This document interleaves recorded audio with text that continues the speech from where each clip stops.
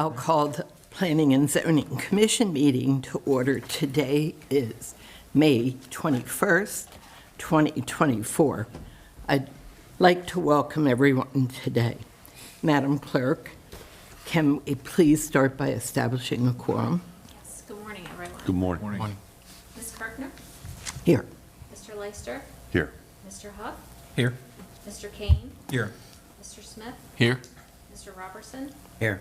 Mr. Soyson? Here. Commissioner Gordon? Secretary Daly? Here. Madam Chair, please let the record reflect that 7 members are present and we do have a quorum. Thank you. Please stand for the Pledge of Allegiance. I pledge allegiance to the flag of the United States of America and to the republic for which it stands, one nation, under God, indivisible, with liberty and justice for all.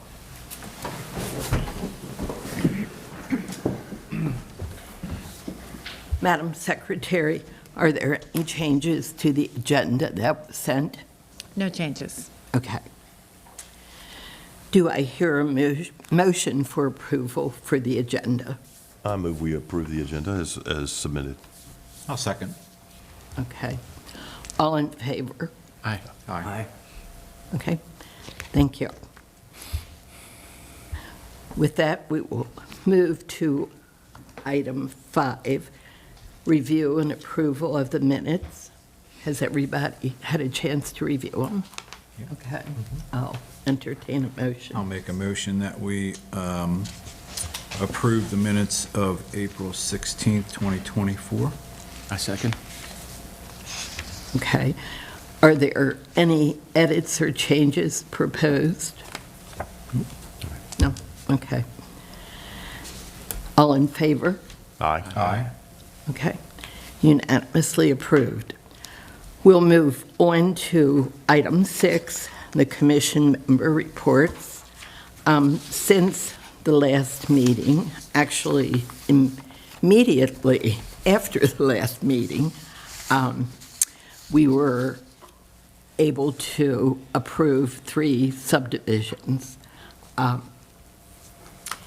The first, I could not approve because I am a member of the Realtor Association, so my vice chair, Michael Kane, approved 2103 Sykesville Road, a minor subdivision. It was a creation of 1 new lot to separate an existing residence from an existing commercial building. The next one was Ryko Welding Major Property. It's an existing contractor's equipment storage yard site plan that I approved. And the last one was Clayton Woods M220080, a 1-lot subdivision of an existing dwelling on the north side of Nicodemus Road. So that is all I have to report. Commissioner Gordon is not here. Does anybody else have anything to say? No. No. Okay. With that, we'll move to number 7.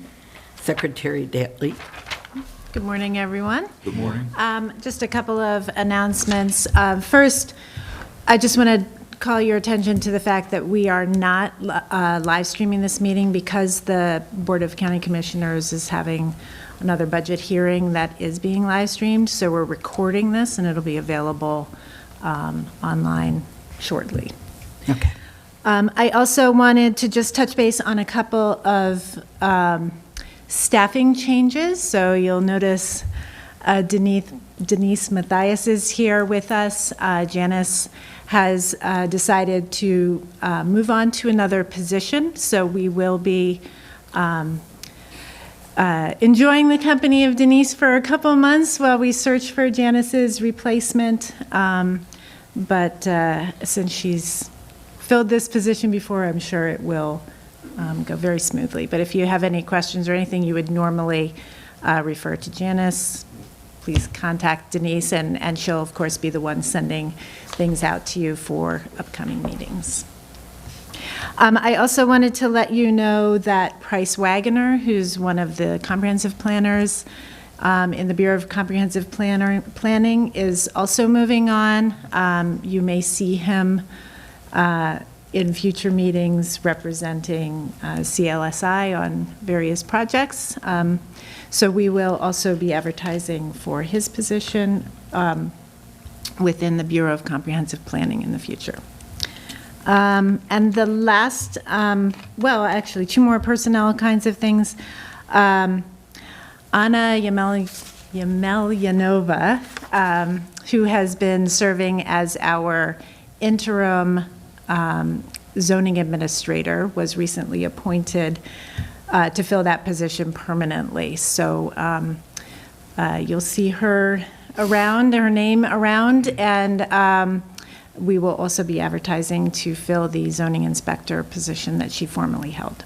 Last thing is we have several summer interns who will be joining us in the Department of Planning and Land Management. We'll encourage them to sit in on some of your meetings just to kind of get a sense of what Planning Commission is all about and the kinds of things that they can look forward to as they look towards their future careers. One other announcement that I have relates to the master plan. As you may know, we are engaging in a housing study that will give us some good information about the state of housing in the county and some of the trends and things that we need to keep an eye on as we look forward to thinking about housing as part of the master plan. In conjunction with that, we are engaging with a consultant who's helping us conduct some outreach events to gauge people's impressions of housing needs and their experience trying to find housing in Carroll. We also have a survey that they put together that we're asking folks to fill out. So just wanted to call your attention to a couple of things. There's a tent that we've set up at some community events. We're trying to get out to a lot of different events around the county to get as much exposure and input as possible. So far, they've been at the Sykesville Art and Wine Festival, and they were also at the Veterans Celebration on May 5th. Coming up, we have, they'll be at the New Windsor Carnival on May 25th, and also at the Westminster Farmers Market that morning. And then they'll be at the Gamber Carnival and the food truck rally in Mount Airy on June 10th. So I would encourage you all, if you're out and about at any of those events, to stop by, check it out, say hi. I would also encourage you to take the housing survey if you have a chance to jump online. There is, if you just go to the Carroll County government website and type in housing study into the search bar, that'll take you to a web page that's got all the information you need to connect into that. It'll also tell you when and where these events are. And lastly, there will be a virtual meeting. I don't think that has been finalized yet. We're looking at early June for that, but keep an eye out for the opportunity to participate in a virtual meeting if you're not able to stop by any of the events that are out. Any questions on the housing study, the master plan? Anything? All right.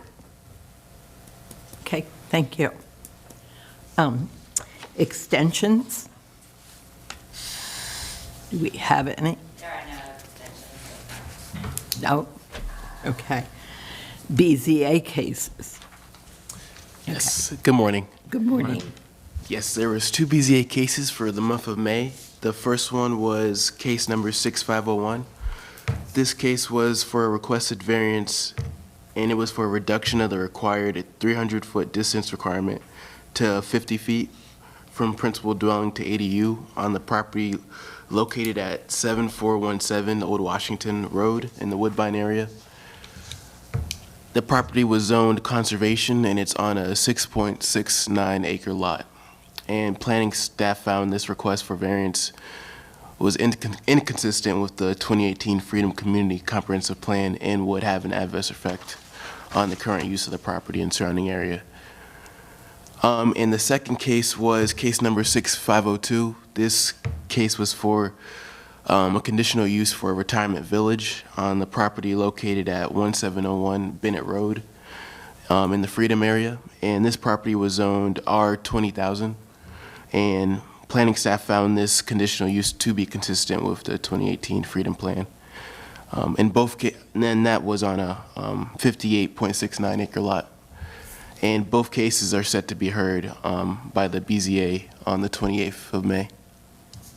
Okay. Thank you. Thank you. Any other reports? No? Okay. Moving on to number 8, Educational Facilities Master Plan. Mr. Kane.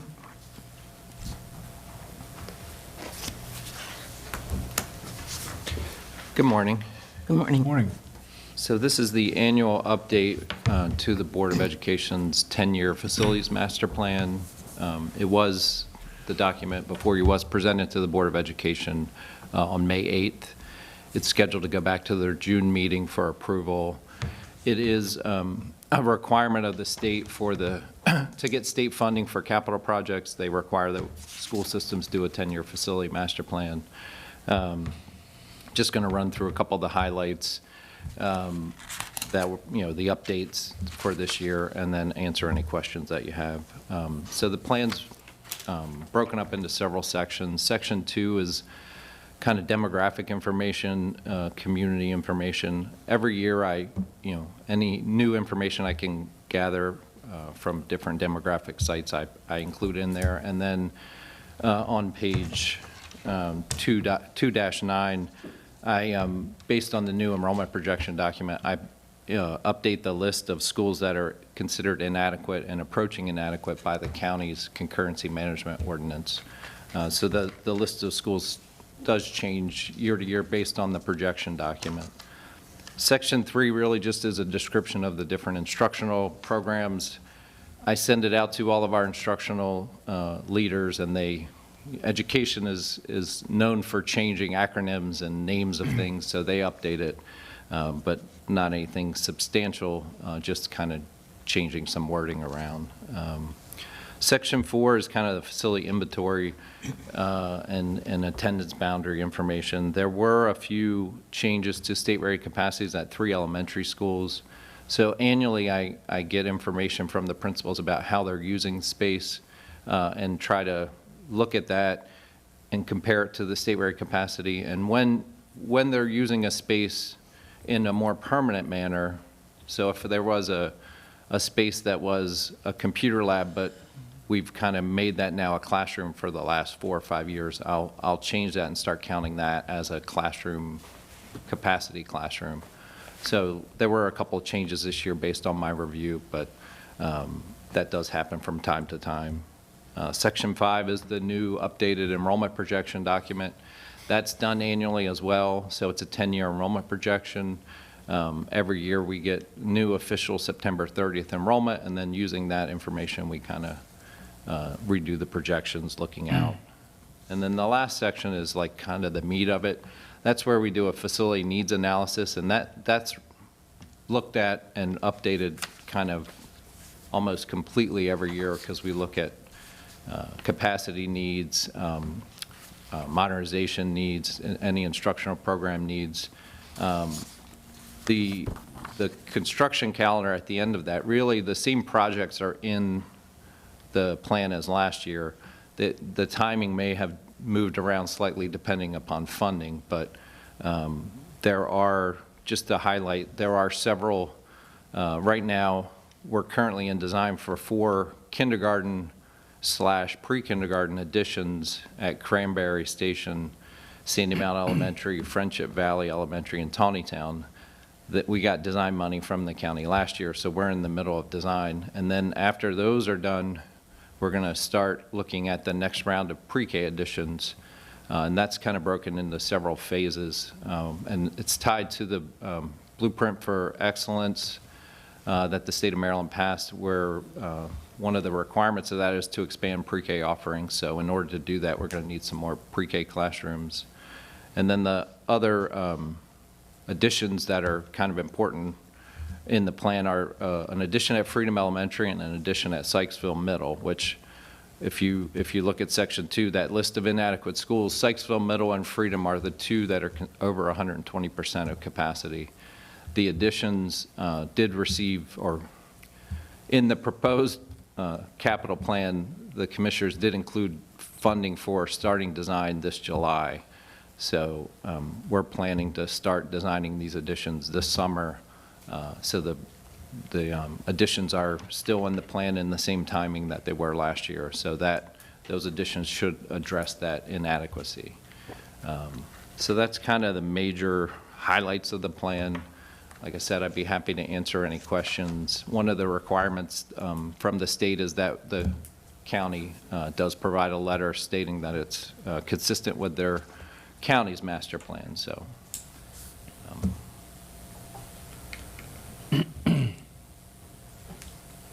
Any questions? I remember the last year, I guess it was, Bill, the Freedom redesign, we had some discussion about there were some temporary classrooms shifting into the building and out of the building, and the net seemed to be zero. Is that addressed? So currently, Freedom Elementary has 6 portable classrooms on site. The addition is planned to be a 5-classroom addition. So the plan is that those students in the 6 portable classrooms can move in the building. The math doesn't add up, but one or two of the classrooms in the current portables is being utilized by multiple resource teachers. So reading resource or gifted and talented. So the addition does have 5 capacity classrooms, but it also has some resource support spaces built in. So the intent is that when the addition's done, the students and the teachers that were in the portable will move into the building, and then the need for the portables will go away. Okay. Thank you. From a trend standpoint, I'm just curious what we've seen overall through the county in terms of parents who maybe homeschooled or sent their children to private schools during the pandemic. Are we seeing that? Are we seeing a bounce back to the county schools? So yeah, definitely during the pandemic, the numbers, the number of folks that left and went either homeschool or private schools increased. But I would say 2021 and then 2022, definitely the numbers kind of returned to a more normal percentage of folks. So I would say we're really back, very quickly we were back on pace to the pre-pandemic enrollment projections and where it had us going. We're kind of back on that line. There you go. So Okay. I would say, and I think it probably helped a little bit. We were one of the first school systems that kind of went back in the building. I think that kind of probably helped speed that along. Thank you. I'd like to ask you, are any of the schools that you're dealing with that have portables or for expansion, are any of them designed for future expansion? Are any schools that you're dealing with designed for future expansion? So there are some schools, some of the newer schools that were designed with the thought of, if you were to need an addition that could go in this area. It is what I've found over the years. It's very difficult because education and the needs change so much that what people thought 10 years ago we were going to need is not actually what we need now. So like there's schools that I think they thought they had planned for space for an addition, but it doesn't always work out that that's exactly where we put the addition. The struggle with like Freedom Elementary in Sykesville, they were done so long ago that, that at the time, they wouldn't have thought of that. The original part of Freedom was built in 1955, and it's been added on probably 6 or 7 times over the last 60 years, 70 years. But there are some of the newer schools that have been thought through. And then when we look at these additions, it's kind of difficult to do that kind of, because we're really just trying to fit the addition into a tight space, because a lot of these school sites, the elementary specifically, are really tight. And adding a 3-classroom, like Cranberry, we're adding a 3-classroom addition, 2 kindergarten and 1 pre-K classroom. We're trying to put it between the building and the parking lot without taking away the parking lot and the parent drop-off loop. So it's a somewhat of a challenge on our current, when we build a new school, it's much easier, but we haven't built a new school in quite some time, so.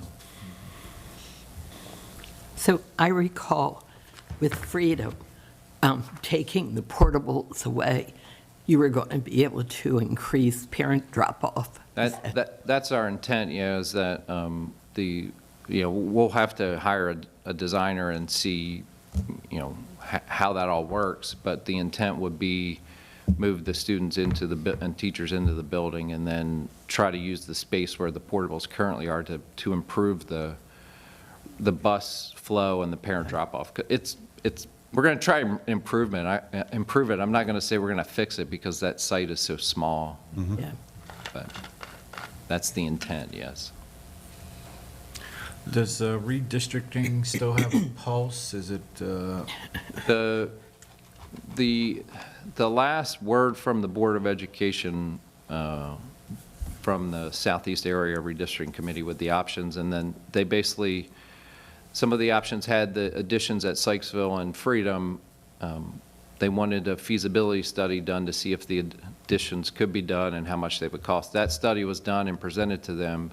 They decided to move forward with the additions, and at the time, which was, I can't remember, if it's probably almost 2 years ago now, or a year and a half ago, they decided with Blueprint changing the way staffing is happening with the operating budget, they decided to put a pause on any redistricting, because they couldn't guarantee, because if you've seen any of the superintendent's town halls, one of the implications could be moving staff from schools that don't have a high number of free and reduced lunch students or special ed students to schools that have a higher percentage. What that means geographically is most of the schools in the southeast area of the county have a low percentage of those students, whereas other parts have a higher percentage. So they could be losing staff and having higher class sizes, which would have capacity and utilization implications. And redistricting before all that happens is kind of like, we could be shooting ourselves in the foot potentially and making changes that didn't make sense after. So I think the board wanted to kind of get through implementation of the Blueprint and then kind of revisit it, Right. see where the projections are and the numbers are. So I guess there's a pulse, but it's, they want to wait. Blueprint is the big hurdle right now, trying to figure that out for them. So thank you. No further. So you need a motion from us, right? So, yeah, if you're prepared to make a motion today, you can go ahead and do that, and I do have a draft letter ready for you to sign. Or we can revisit this at the June 5th meeting if anybody has anything they want to think about or any questions they want to have answered before you take action on it.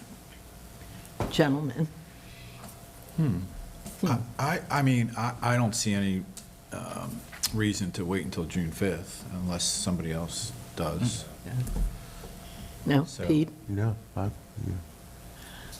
Okay, then So you need a motion. I think so. So Daphne always, you might have to help me with this because this could get a little wordy, I guess. So I make a motion that we approve the Educational Facilities Master Plan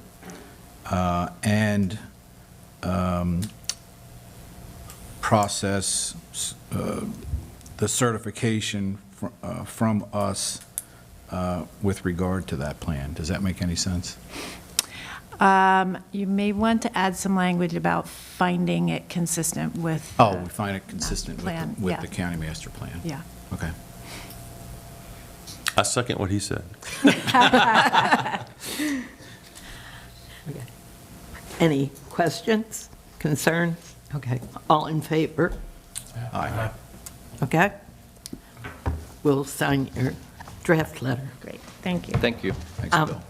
Oh, I missed public comment, but looking, I'm not sure we have any public besides, no. Okay.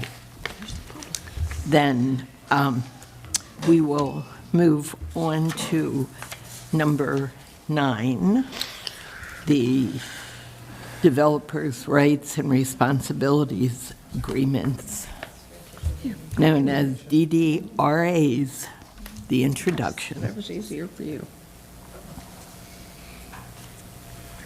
Good morning. Good morning. Morning. Mary Lane is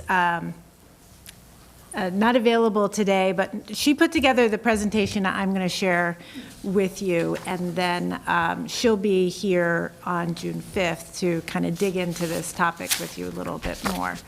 I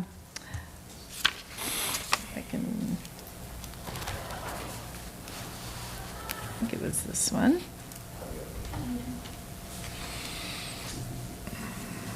Yeah.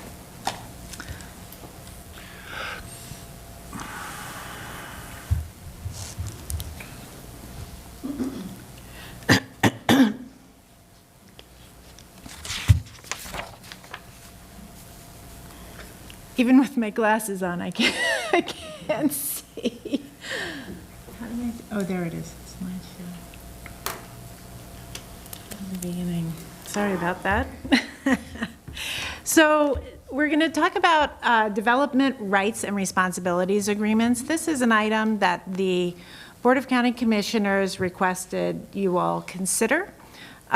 It would require a enabling legislation to allow for development rights and responsibilities agreements, or DRRAs.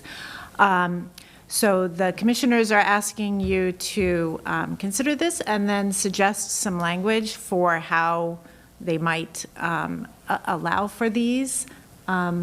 So we wanted to introduce this topic to you, run through some of the things that it allows for, as well as some of the things that other counties have encountered when they've used these. And then we will have a much deeper discussion about this on June 5th on a work session. So in 1995, the state of Maryland adopted legislation that allows local governments to provide for the use of DRRAs. And what a DRRA is an agreement between a local government and a developer that sort of sets in place the rules by which that development will proceed. It's valid for a very specific period of time, and all of that is laid out in the agreement itself. One of the most important features of DRRAs is that the laws and regulations concerning how a property can develop, including things like density and intensity in development, are set in place at the time of the execution of the agreement. So if those things change in the future, that doesn't have an effect on the development that's been approved for moving forward at the time the agreement was executed. And so you see there that last bullet, the property is not subject to subsequent changes in planning and zoning. The reasons why some jurisdictions and developers like DRRAs is because they provide a stable environment for development for that particular property, while also allowing the local government to make changes that affect other properties. It does not prevent local governments from requiring compliance with subsequent regulations that might be put in place to protect the public health, safety, and welfare. So these are particularly effective when it comes to large-scale, multi-year projects that would be building out over, 5, 10, 20 years even, depending on the scale of it. And we've seen a lot that things change over time, and so what this does is provide a kind of a stable and predictable way for that development to move forward without having to go through a lot of subsequent revisions. A DRRA, if it is allowed for in local legislation, doesn't apply to every development that comes through after that enabling legislation is enacted. It's a negotiated agreement, development by development, and there are specific things that apply to that specific development. It's entirely voluntary, so even if the commissioners adopt enabling legislation, a developer might come in and ask to execute a DRRA, and the commissioners have the ability to say, no, we don't want to do that for this development.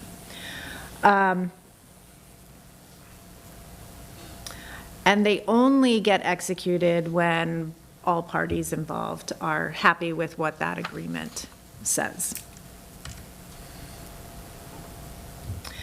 The Maryland Land Use Article, which is what allows for the DRRAs, requires that they include a series of things. And these include duration of the agreement, the permissible uses on the property, the density and intensity of the development, the maximum height and size of structures allowed, the type of permits that'll be required, and anything else that the local government deems necessary to protect the public health, safety, and welfare of the public when that development occurs.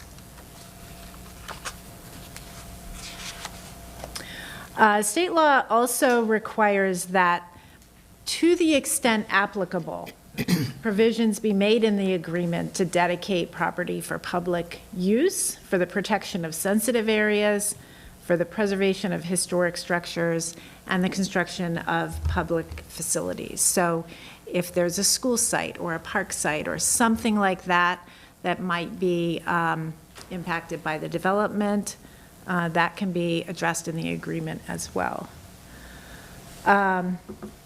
There are basic procedures that are required, including a public hearing on the agreement itself that would allow folks to weigh in on what's provided for in the agreement and make their comment on it.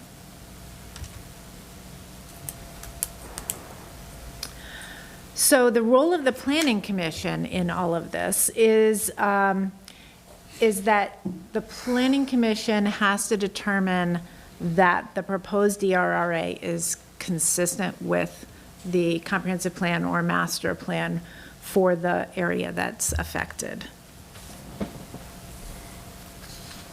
When the ordinance is drafted, there are a few things in addition to that list of required elements that I noted that need to be part of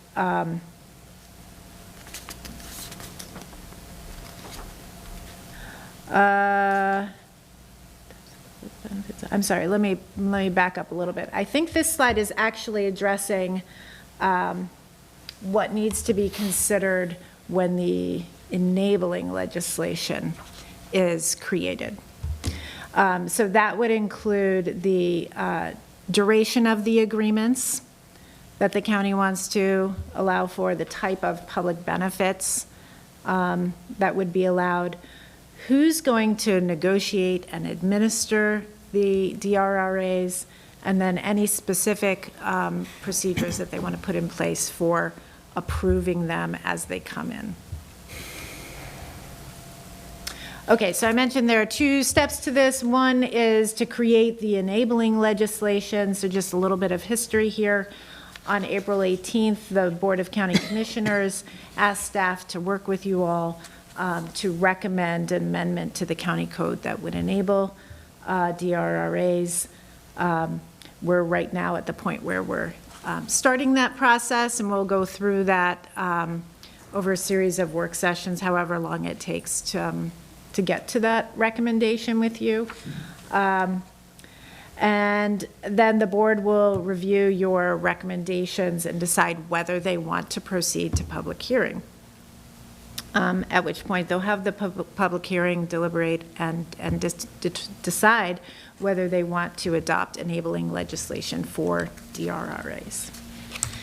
After that, then the option is there for developers to request that a DRRA be executed for their project. And again, if they make that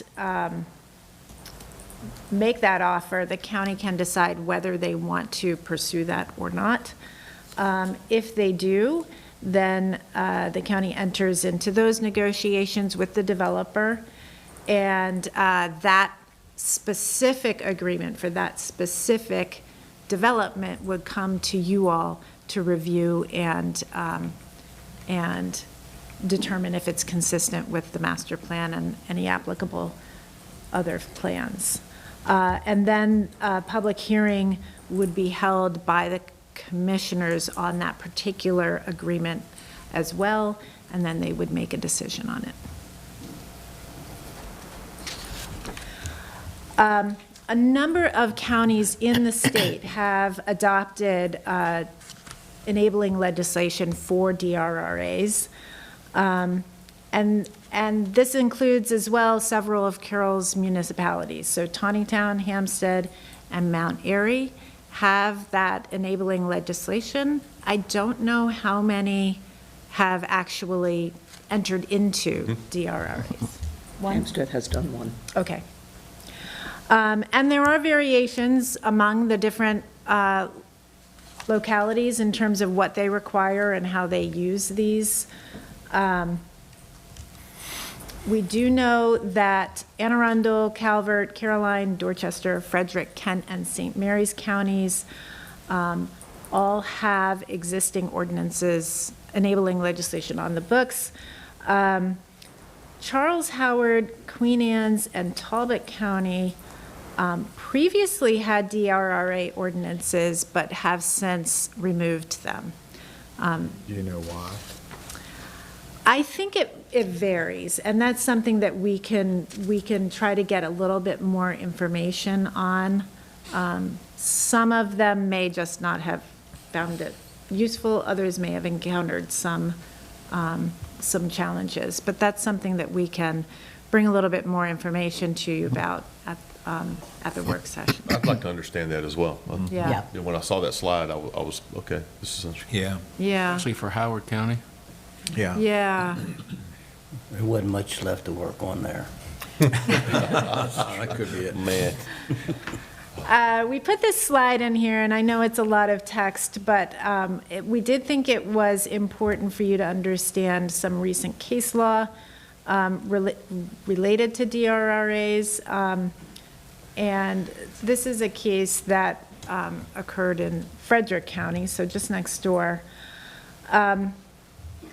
I don't want to go into all the details on it, but there was some back and forth in terms of what the developer was being asked to provide and why.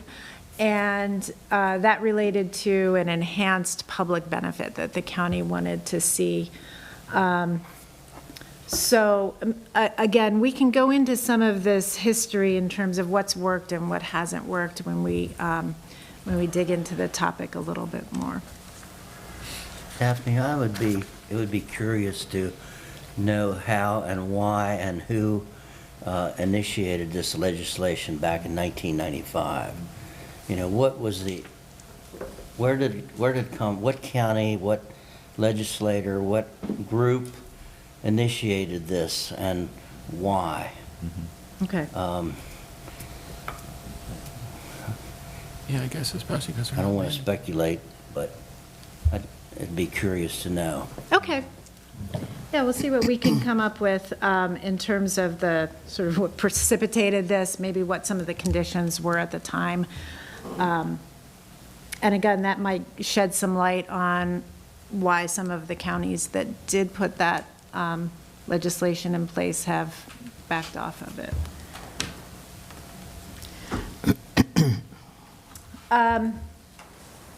Yeah, again, so the Frederick County case, we'll dig into a little bit more.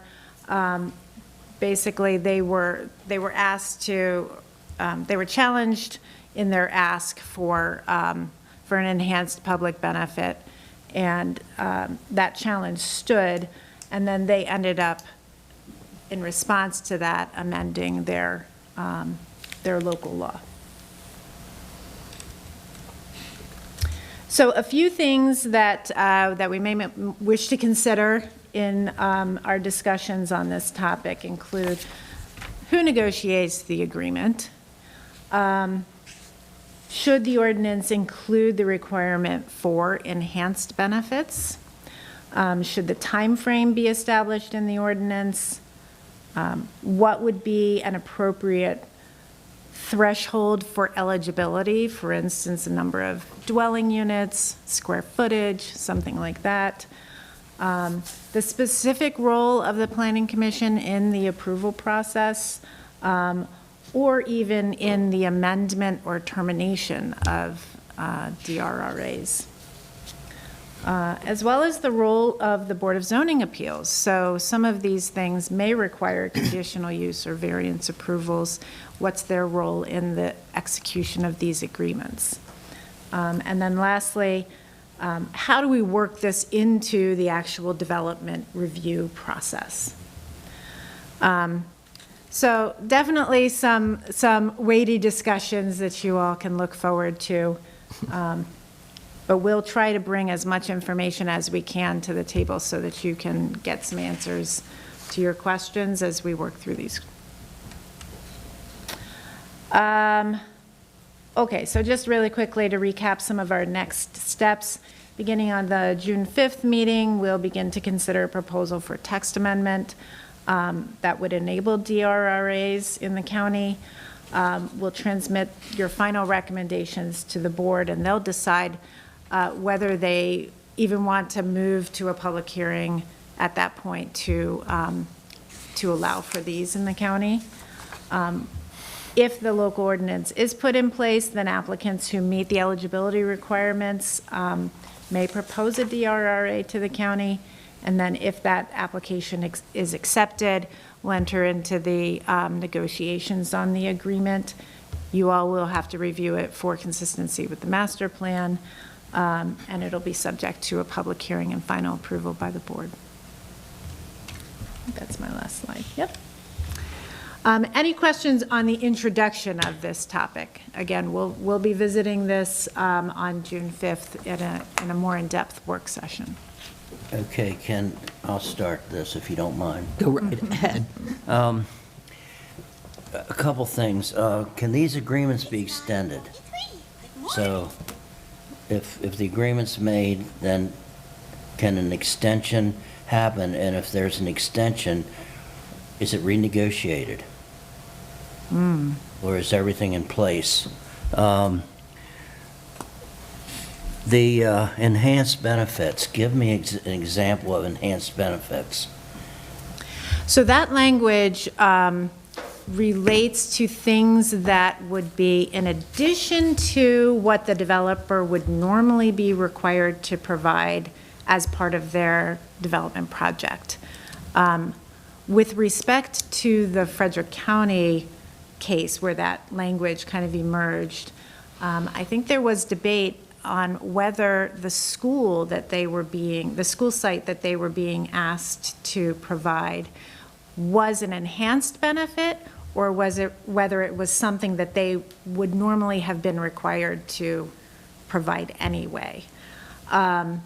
So we can track with that case a little bit later, but essentially, it's this question of, is the DRRA requiring a developer to provide something in addition to what they would normally be required to do, because this agreement is giving them the benefit of sort of locking in place the development regulations at the time of the execution of the agreement. So we're not talking about enhanced lot rights or pulling back on open space or lessening parking or, No, it would be in addition to, okay. yeah. Okay, then the other thing, I think it would be very helpful if we would have some local municipalities come in and give us some insight on how it's working for them. Or not working. Right. One on each, maybe. Or not. It sounded to me like this kind of all started in Frederick County with the DRRA. They were one of the first counties to implement it. And it's basically for very large scale stuff like in Urbana and stuff like that, where developers are going to Yeah. be working for 20 years to Yep. finish it out and have different goals along the line of things they have to do to, Yeah. for the public sewer and water and that kind of stuff. Yeah. So they don't have to spend all that infrastructure cost up front. Yeah. Yeah. Since they established all those rules for the larger, they haven't even had any, so. But this isn't just for the larger developers, this would be for anyone, right, who's considering a development plan? Would we go through all this for 5 lots? Yes and no. The option is there, but it's one of the questions, let me see if I can go back. One of the questions would be, what are those thresholds of eligibility? So it may be that, we're not even going to consider this if the project doesn't involve at least 100 residential units or 100,000 square feet of commercial space, or whatever that threshold I is. think you're onto something, Matt. I think that's the reason why, because these mega developments that happened, and so I'd be curious to see why the counties opted out of it, maybe for that reason or other reasons that they made some mistakes up front. I'd just Yeah. be curious to know. Yeah. Yeah, it seems to make sense for, a mega development that's over the course of many years, has a bunch of offshoots to it and all that kind of thing. I guess one of the things I'd be curious about is for Carroll County, what's the potential for that? Like we're talking 5 lots, 50 lots. Bingo. That doesn't seem applicable to me for a DRRA. But when you get in the hundreds, it does. But how many of those would really happen in Carroll County? I Knowing- think we knowing- have a few that are out there. I think when the There's Frederick, one up in Hampstead, correct? It's been Yeah. kicking around for, I think Frederick Many County years? probably said the same thing at one time in their history. Yeah. That when would we ever have everything melding together from Urbana to Walkersville? And Woodsboro as one whole development. And look what's happened. So, yeah, this is important stuff. If we move down the road with this, I think we want to try to do it right.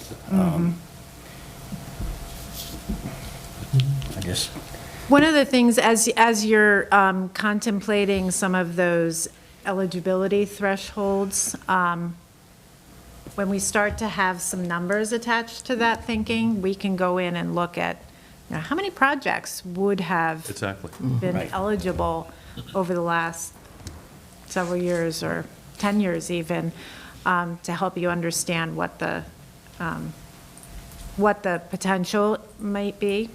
Well, and if I could, I'd ask the question, let's suppose, let's take something specific, like a Zabel property or something that we've seen that, they basically have come forward with a site plan. I'll say it, I didn't like it, but they came forward with one. And if we were to approve that site plan,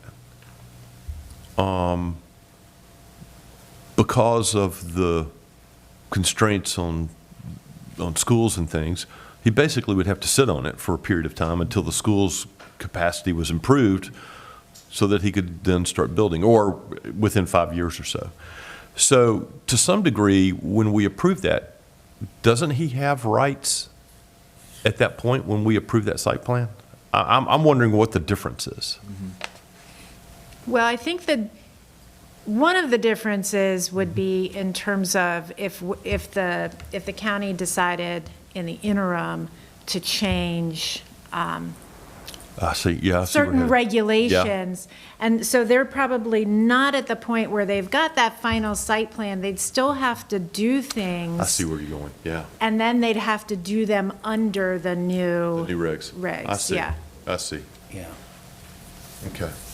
I think one of the most important things here is, in the other jurisdictions, who are the negotiators? I'd really like to know that. I mean, is it going to put extra burden up front on the planning staff? Or does it help the planning staff in the long run? I think that's something we have to think about pretty hard on this. You know, I'd be concerned about that. Who is the negotiator or the negotiating group, team, whatever? Okay, I'm done. Is our work session on the 5th here, or is it virtual? No, it's here. It's here. It's here, yeah. Good. Yeah. And that's when we'll see this next and talk in Yes. greater depth? All right, that's good. Richard? Nothing? Matt? No? Steve?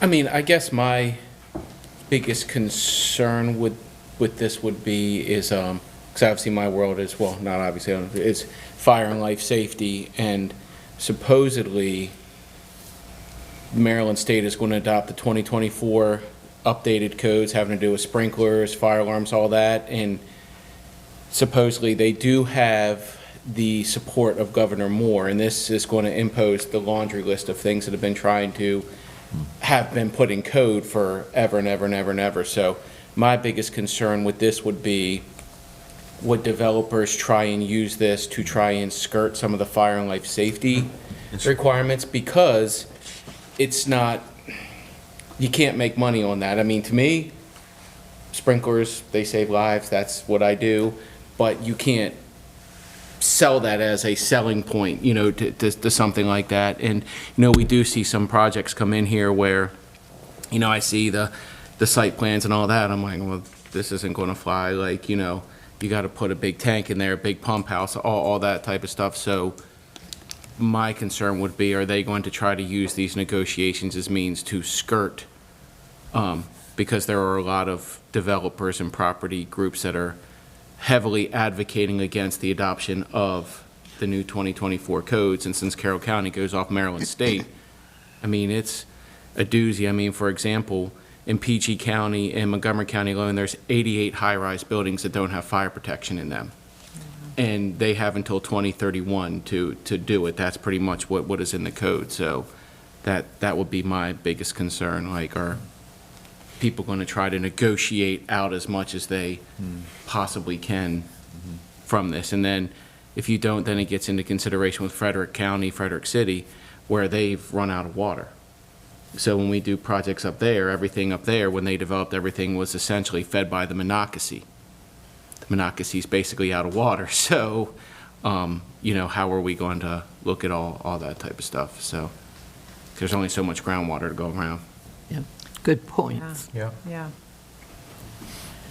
So- Well, the drafting, if I may. Yeah. Just the drafting of the ordinance itself is at least as, and perhaps more important Absolutely. than the drafting of the agreements. The Absolutely. state law says that local jurisdictions can override the terms of an agreement for certain health and safety issues. But what I don't think there is yet even though this has been around for quite a while, I haven't seen, but candidly, I haven't searched, any case law that says what that means. How far can you go? What is health and safety? Because depending on your perspective, it can be anything. Well, you know that. Anybody who reads the paper knows that.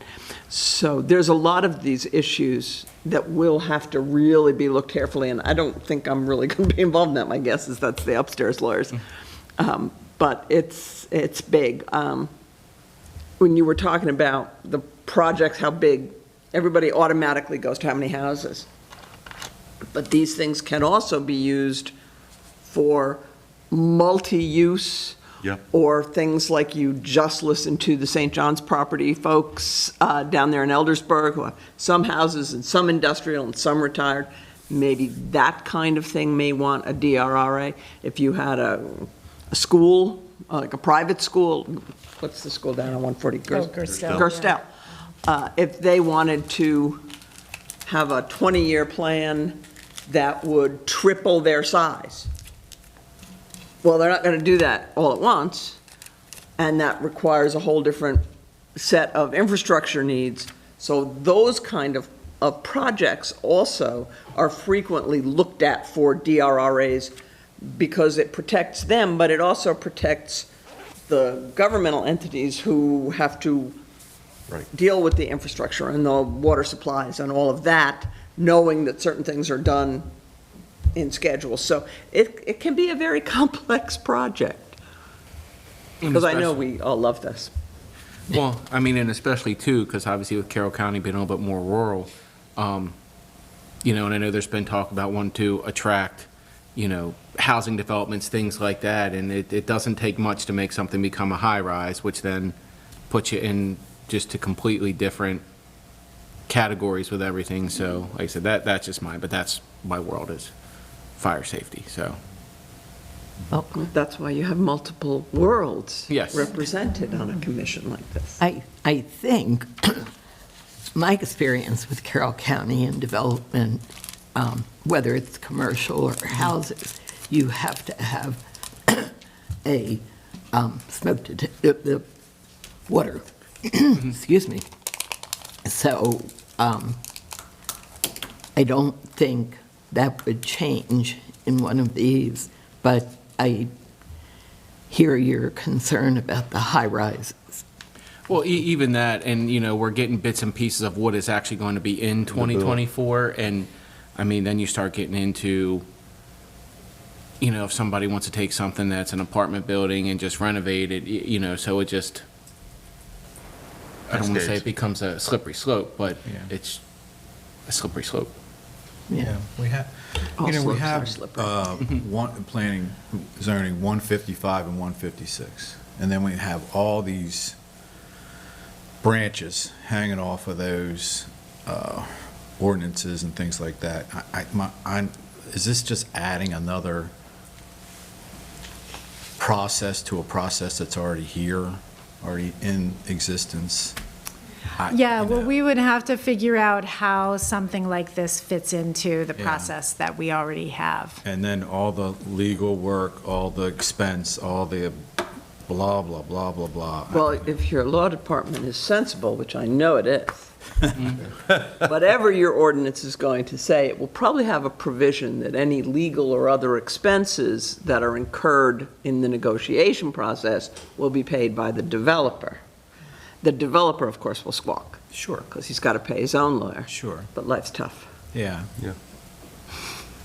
Yeah, I'm just struggling with the benefit to the developer and the benefit to the county when we already have this existing process and structure, and, you know, we all know, we've read them all, and we know there's exceptions to this one and to that one, and, you know, all that kind of thing, so, you know. I think it's fair to say we should probably have a developer to come and tell us their thoughts on why it would benefit them.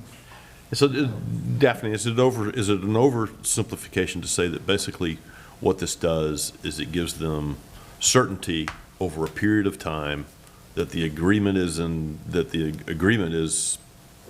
for, about what they can and can't do with the property. Is that the does that boil it down to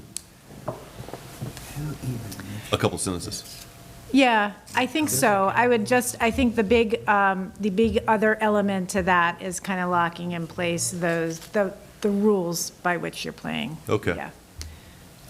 With the exception, of course, of the public health, safety, and welfare, things that can change. Okay. Yeah. If we would have a developer come in, Yeah. one of the ones that I would be interested in would be the Beatty property, Okay. because that's a mixed use. So it'd be a good example of what this would be. It would be, but you've got to be careful, I'm just thinking out loud, Yeah. of Yeah. not including The others. a developer with an extant project in part of your decision-making that could Right. affect his project. All right. Yeah. Well, I'm just using that. You know, the lawyers all get nervous, but, yeah. That's why we have him. That's why you pay somebody to come and sit and be nervous. Daphne, could I ask just one quick? Sure. Who initiated this to come before us? Where's it coming from? Who asked Who's the you developer? to present this to us? There was a reason. Somebody asked the So who commission. Well, was it? so the Board of County Commissioners initiated that, gave us that direction. Okay. I do think that there's been discussion about potentially using a DRRA on a project like the Beatty property. Okay. So the presentation that was made to the commissioners included some comment from folks involved in that project. Okay. Okay. Thank you. Okay. And I'll just, it's a funny thing.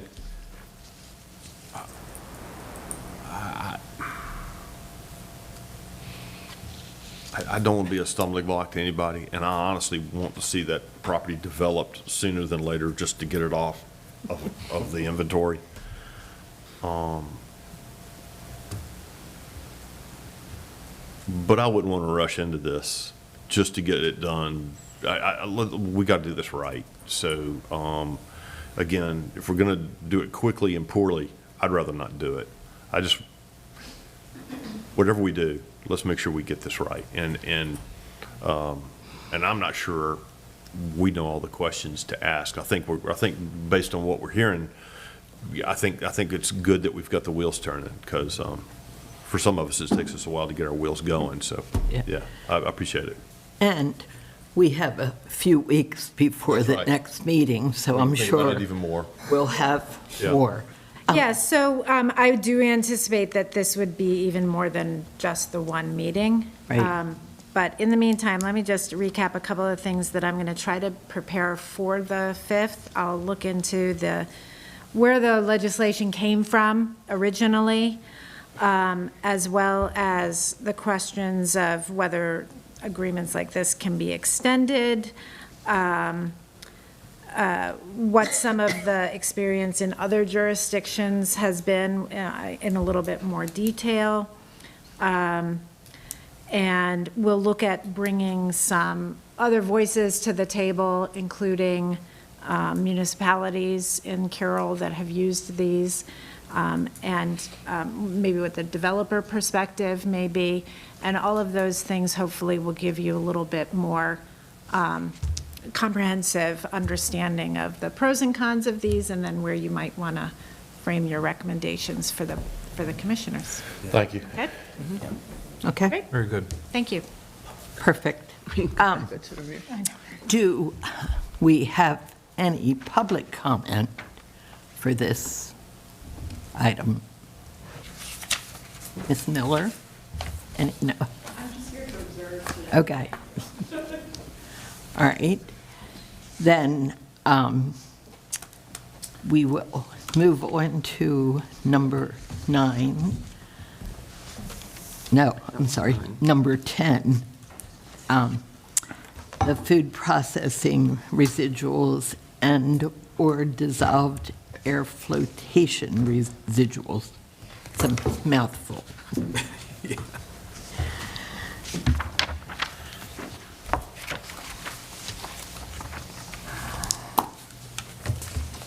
Comes up with some of these words. Dissolved air flotation. Is the air dissolved? Okay. Good morning, everybody. Good morning. Just getting started. As Janice introduced, we are here for discussion on dissolved air flotation storage.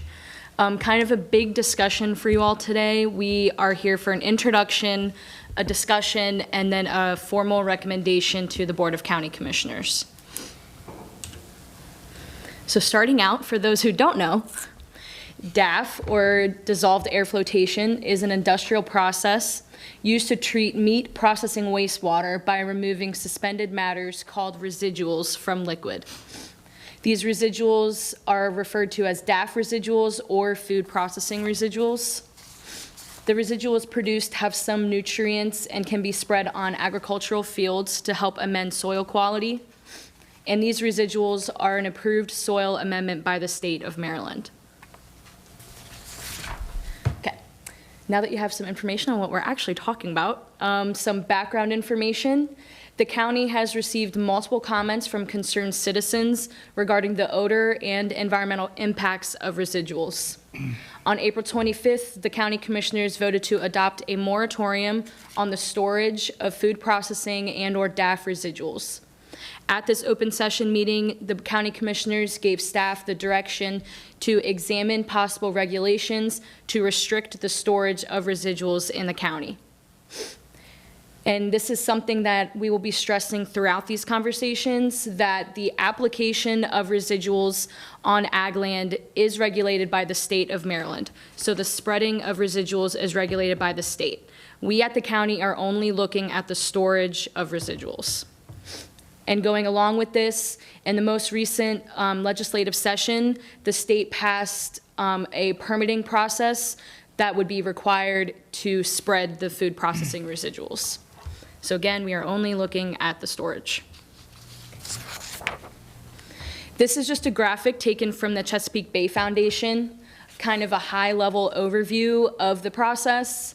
So starting out, the industrial sludge, which is the residuals, is the material that remains after meat and protein products are processed in rendering plants. Rendering plants in Virginia and Delaware ship industrial sludge or residuals to Maryland because of the state's lax regulations and oversight. In Maryland, the sludge is then either land applied or held in expansive storage tanks, often without clear knowledge of what is inside. And then the result, as we've heard from multiple citizens, is foul-smelling odor, swarming insects, and polluted runoff that threatens communities and the bay. And those, as I said, are all things that we have heard from citizens around the county that they experience. What, I can't read, and it's not on the original thing you sent us. What's the asterisk down there say? The Chesapeake, farmers in Maryland reported the importation of nearly 30 million gallons of DAF in 2019 and greater than or equal to 37 million gallons in 2020, which respectively accounted for 50% and greater than or equal to 62% of the 60 million gallons generated regionally. Source is the Maryland Extension. Thank you. Yep. And this graphic's taken from the Chesapeake Bay Foundation. Cool. And then here's some graphics to kind of visualize what we're talking about. On the left is an example of what one of these storage tanks can look like. This was taken from a documentary for Wacomico County. It's actually a pretty interesting documentary, the WET documentary, DAF storage tanks in Wacomico County. And then on the right, this is a picture of what the spreading of residuals can look like. And this was taken from change.org, halt the use of food processing residuals on Maryland's agricultural land. Okay, so currently the Carroll County Code, we have a use called liquid or dry fertilizer storage, and that is what the storage of these residuals falls under. So if a farmer is storing for personal use on a farm that they own or lease, then it is an accessory use, and that storage facility is not required for any other regulations. But if the farmer is storing the residuals on other farms that they do not own or lease, then it is a conditional use, and as we know, conditional uses require the Board of Zoning Appeals approval. So as we alluded to earlier, this is a statewide issue. Recently, Wacomico County adopted some storage regulations, and these are the provisions below. Their new regulations prohibit open-top structures and storing DAF residuals. They must apply the residuals on land where it is stored. It is only permitted in the rural agricultural zoning district, and you can only store it on site temporarily for 45 consecutive days in a mobile closed tanker vehicle. So this is one of the stricter regulations from the state. This is what it would look like in our code. So this is one of the two options for you all to consider this morning. So prohibit open storage of material. This would require creating a new use in the agriculture and conservation use table. Food processing residual storage to be prohibited in the agriculture and conservation districts, subject to the additional regulations in Chapter 158.002, which is definitions, and then Chapter 158.048.01, and that section is our temporary and seasonal uses. So the food processing residual storage may be used on a property in the agricultural zone, but it does require the storage of residuals to be in a mobile closed container for a period of time not more than 45 consecutive days during the application process. So this is highly reflective of what Wacomico County adopted. I want to pause here and answer any questions that you have regarding this subject, and then your thoughts on this option to consider. We also have another option to go over with you all, but want to get your thoughts and questions before getting into that. So, as someone that knows more about this, and almost anybody, Ralph knows plenty about it also, we've had this problem in the county before, and through a whole lot of stuff, it never ended up going away, except that the person that was involved tried to be a little bit better neighbor, because we do have a Right to Farm Act in Carroll County that's very strong and has been upheld in court a couple of times, or with precedents on different things. So, I'm not real happy with the state either on some of their ideas and proposals, but, the state is coming up with all new laws regarding DAF sludge and uses, and they're making it so it's going to be permitted like human sludge, which is much stricter. And so I really think we're getting the cart in front of the horse a little bit, waiting to see exactly what they do. I know we're looking at just storage. Now, storage, just like any kind of agricultural byproduct is what I would call it. You can create gases, and having a closed-top container could be an explosion issue. Mm-hmm. And 45 days consecutive storage also does not fit with current guidelines by the state of Maryland for spreading of such materials on ag land, because we can't spread for 2.5 months over the winter, from December 15th to March 1st. And then, of course, you have to have good weather. And then also, if we make things too restrictive, I've been looking at a digester project for a long time, and these materials are very excellent materials to go into a digester. And if you restrict the storage of it too much, you're also going to cut that use out, which would basically kill any kind of project, because animal manures make gas, but these materials create 10 to 20 times more gas per gallon, and it also helps take the smell out of these processes. So I don't think we should get too far over our skis on some of the stuff. I think we need to wait a little bit before we see what the state comes back with and how that regulation is going to change. I have been told that, some of these we've all known that, they store these materials in manure pits in Carroll County for 30-plus years, and till the last year, I never heard anybody complaining about it in the last 15, so I was kind of shell-shocked when I had people starting to call me in the last 6 months. But, I do think we need some oversight, but I don't think we need to get too carried away, because once again, if you want to regulate it too much, then you're going to have more staff to do that has knowledge of that. Otherwise, who are you going to have police this? Yeah, so. Okay, I'm gonna go a little farther on this too. I agree with most everything Matt said, but it looks to me like we have to watch ourselves on trying to slay the dragon here. One bad actor has to be stopped. In other words, as a farmer, I don't want my neighbors to have their lives ruined because of something that I'm doing that's not legal. So that to me is the first order of business. What do we have to do, or what does the county have to do, what does the state have to do to stop this bad actor? Because it reflects on me, Matt, anything he might want to do in the future. It reflects on all of us. And I, for one, we just have to, this has to stop. You cannot affect community members like this, neighbors, people that, you want to be your friend, not your enemy, because you start with something like this, then the next thing is mud on the road, or a cow walking across his lawn, all those things. It starts to enhance all this. And so number one, whatever it takes to stop this incident going on in this particular neighborhood, I'm all for that.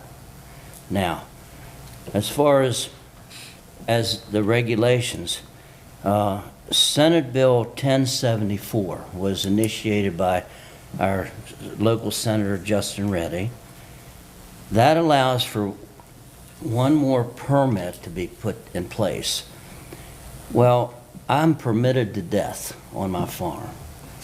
And I can hardly do anything without a permit or an oversight somewhere. I think most of this has to be dealt with oversight. So, we can't regulate in Carroll County the spreading of it. That's done by the state. We're talking about the storage only. So if the storage is a problem, then we need to deal with it. If this deals with it, I'm okay with that, as long as it just doesn't spill over into other things. And Matt alluded to it. He's right. If someone, and Matt, I'm going to use your name, I hope you don't mind, but, he has a very large dairy operation up there.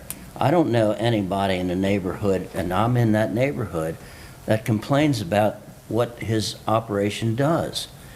But if he wants to put in a methane digester and this product enhances it, then I think we can take care of all that. But just to wholesale store this in anything from an open storage pit, or even a bunker silo that's not being used anymore, that usually drains out the far end, and then where's that go? That's got to be stopped. So I don't know if we're out on our skis or not on this, but we need to address it. We need to address it, because I just don't want it to spill over into my operation, and it has the potential to do that. So we've got to be pretty specific here on what we're dealing with. Because, some of the ways to look at it, because I know I've talked to people at MDA that are writing some of these new regulations. One of the things they're looking at is making these DAF sludges to, be regulated like sludge, human sludge. But originally they were looking at it that if it went into a digester, it wouldn't be regulated that way. But now they're saying, oh, well, we're going to make it so if you mix it in, then everything's got to be regulated like sludge. And I can tell you, I can't operate my farm with those kind of permitting, because it's all, you have to have public comments, it's got to be posted. you know, you have to stay extremely far away from a lot of sight distance and stuff like that. So, you know, I have the biggest problem with, you know, the just temporary storage. I mean, that's kind of a joke. I mean, I don't know how many tractor trailers you want sitting on someone's farm for temporary storage. I mean, good quality storage is one thing. I think, you know, something that needs to be in there, it needs to be at least NRCS approved storage structure. You know, you can cover these pits with, you know, rubber covers, but then you have to have a way to burn the gas off so they don't explode. So then you add another layer. There's other ways to prevent the smell also. But, I mean, we try to inject most of our manure now. Obviously, you know, the picture they show there is spreading on top of the ground. The state of Maryland's been discouraging that and making it harder and harder to apply, you know, manure, let alone DAF sludge that way. And I'm sure with the sludge regulations, that all has to be worked in within 36 hours, even if it's a regular material. I mean, a dry material that has to be worked in the ground. So I think a lot of our problems that we have right now in Carroll County that's been in the forefront are going to be corrected by the state. If we want to look at the storage, that it needs to be an approved structure, I think that's a good thing. I think going to temporary storage is just a joke because you're going to end up with a parking lot at places because, you know, you put a tractor trailer load down per acre with most of these products. And, you know, if you got a 100-acre farm, that's 100 tractor trailers. And unless you want a highway going into a farm every time that they want to apply, it's a whole lot better if they're bringing it in on a regular stream, you know, a couple loads a week or whatever, and then when they go to spread, they spread it all at once. You got to have a window. And, you know, for my operation, you know, people tell me that, you know, it seems like my farm stinks less now. Well, we stopped applying a lot of our manure ourselves because time constraints. We don't have time to go out and just do one thing. We have animals to take care of. And I started having the private contractor coming in, and when he comes in with multiple spreaders, and he gets it done, and it's, you know, it might smell for a week, but it doesn't smell all spring, you know. So there's ways to get around some of these problems, and I think we don't need to get too far out. I think you have way too many regulations that you're trying to add on top, and I think it's, you know, you should make it simple. Otherwise, you're going to have way too much to police, I think, in the long run. Now, I was on the Batch 5 committee that created the right to farm law in Carroll County. That's many years ago. But there are some mechanisms also within that ordinance. There's a ag commission that the commissioners can appoint. Then the ag commission has the right to create a citizens group to study this and then make recommendations. I don't think any of that has been done, if that's the case. So if you go back to the ordinance in the right to farm, we did the animal rights and we did the right to farm 20-some years ago. I think I was here. I think you were too. That tells me how old I am, but I'm not going to talk about it. Let's just say it's multiple decades. But what I'm saying is we tried to craft that so that the citizens had a voice, the ag people had a voice in it, and then this was laid on the commissioners. So, you know, I don't think any of that has happened yet, that there are no recommendations coming out of any of this. I know maybe time is of the essence, the moratorium's going to help, because I don't want those people up in that area to have their lives ruined one more season. Yeah. One more season. So, you know, I'm all for the moratorium. Yeah. I really am. But then, again, I would like this to be done properly. And, you know, this takes up a lot of time for the staff to deal with something like this. But I think there's a mechanism within our laws and ordinances in the county that maybe may take some pressure off the staff and then maybe be able to look into this a little bit farther. I mean, I want this stopped. So if I could answer a couple of the questions and provide a little bit of clarification, I think. So I guess first to speak to the timing of this. So as was mentioned, the state is working on, the new legislation was passed and there is a new permitting process that they're working out. that permitting process will be in place July 1. Part of that permitting process is going to indicate that the storage of this material is governed by the local municipality, which would be ourselves, right? So our concern is that the permitting process is in place, people can apply for the permit, and if we do not have strong zoning requirements for land use for the storage, they could get grandfathered in based on our current zoning, which has the very, I don't know what the right term is, general liquid and dry storage of fertilizer.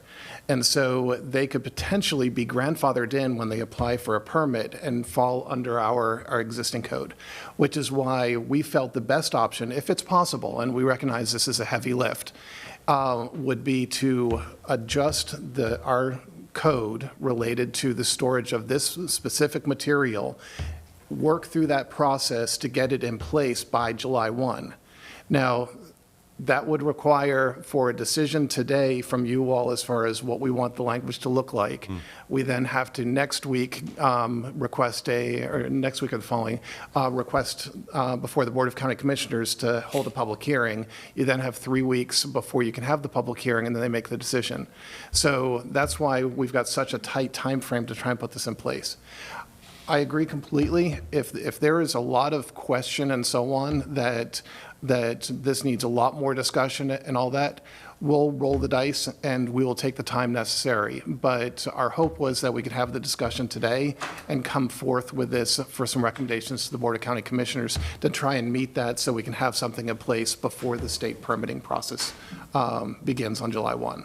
So Chris, if this is in place before July 1st, then our new ordinance then would override the state or would block some of the things coming from the state? No. I'm a So little fuzzy. The state's not going to regulate storage, is Right. what they're saying.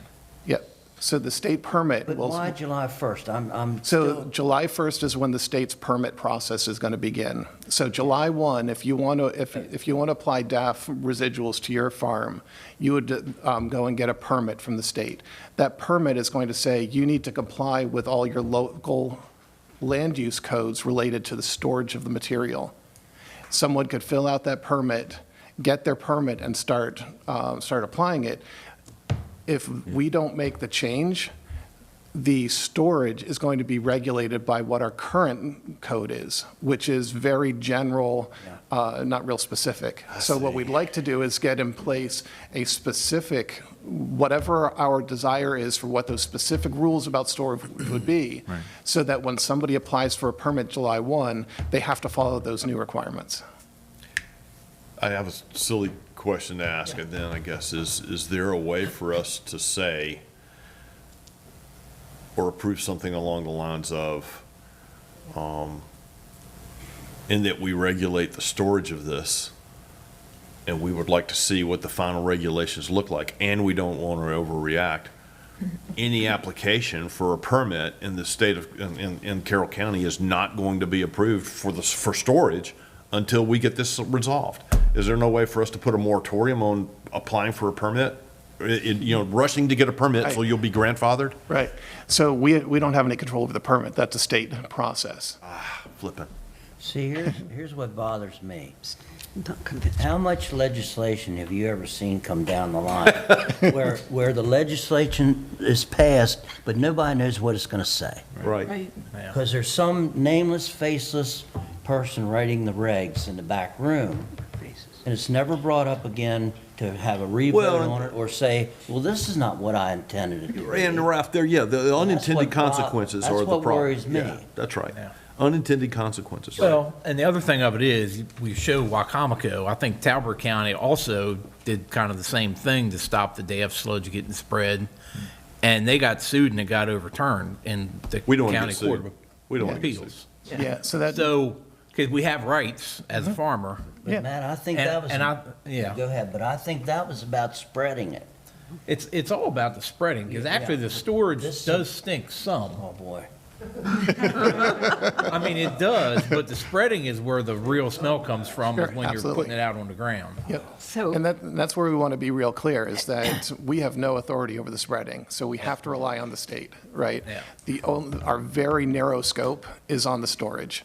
And if you have a chance, I would watch that WET video. You can almost smell it through the video. It's pretty amazing. Now, we have no knowledge of anybody proposing that size of a storage facility. I mean, I think it was almost an acre size, big circular cistern full of this material. There's no indication that anybody is looking to try and do that here. Yeah, there's a picture of it. However, we do have complaints about manure storage pits that have exceeded their life expectancy and then are being used for this material. And it's pumped into that, and it causes an odor. And so the question then becomes is, we, as the county, have control over that use. It's the use of the land. And do we want to put in some stricter requirements? Wycomico County has proposed, they passed they don't allow it. They don't want to curtail the practice. So farmers can still apply this material. They can bring it in tankers and feed the sprayers directly from the tankers, that sort of thing. And that's, Wycomico had that 45 days of temporary storage.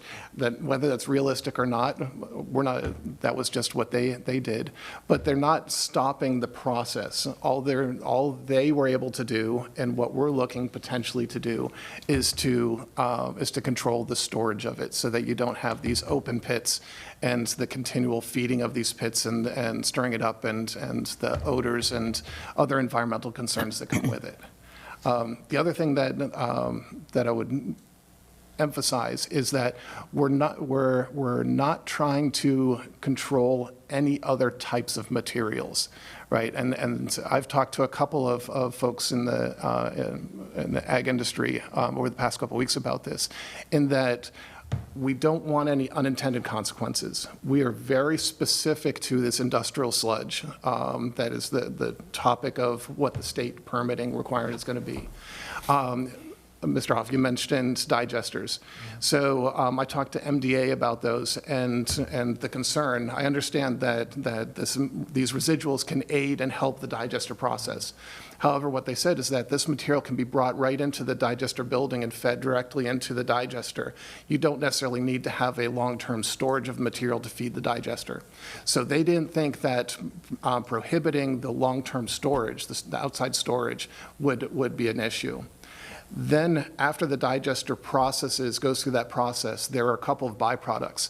There's a dry byproduct, which I understand can be used for bedding and so on. And then there's the liquid that can be used as a fertilizer. We're not concerned with the end product that comes out of the digester. Our understanding is that the odor is pretty much minimalized there. It's not the same as what came into it.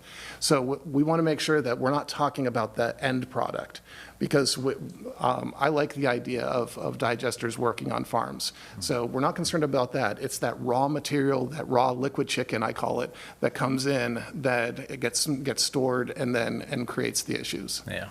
Well, I'm just saying your wording of temporary storage and not permanent storage. I mean, when you bring the product in, yeah, sure, you can dump it right in, but if you do that, you're going to upset it.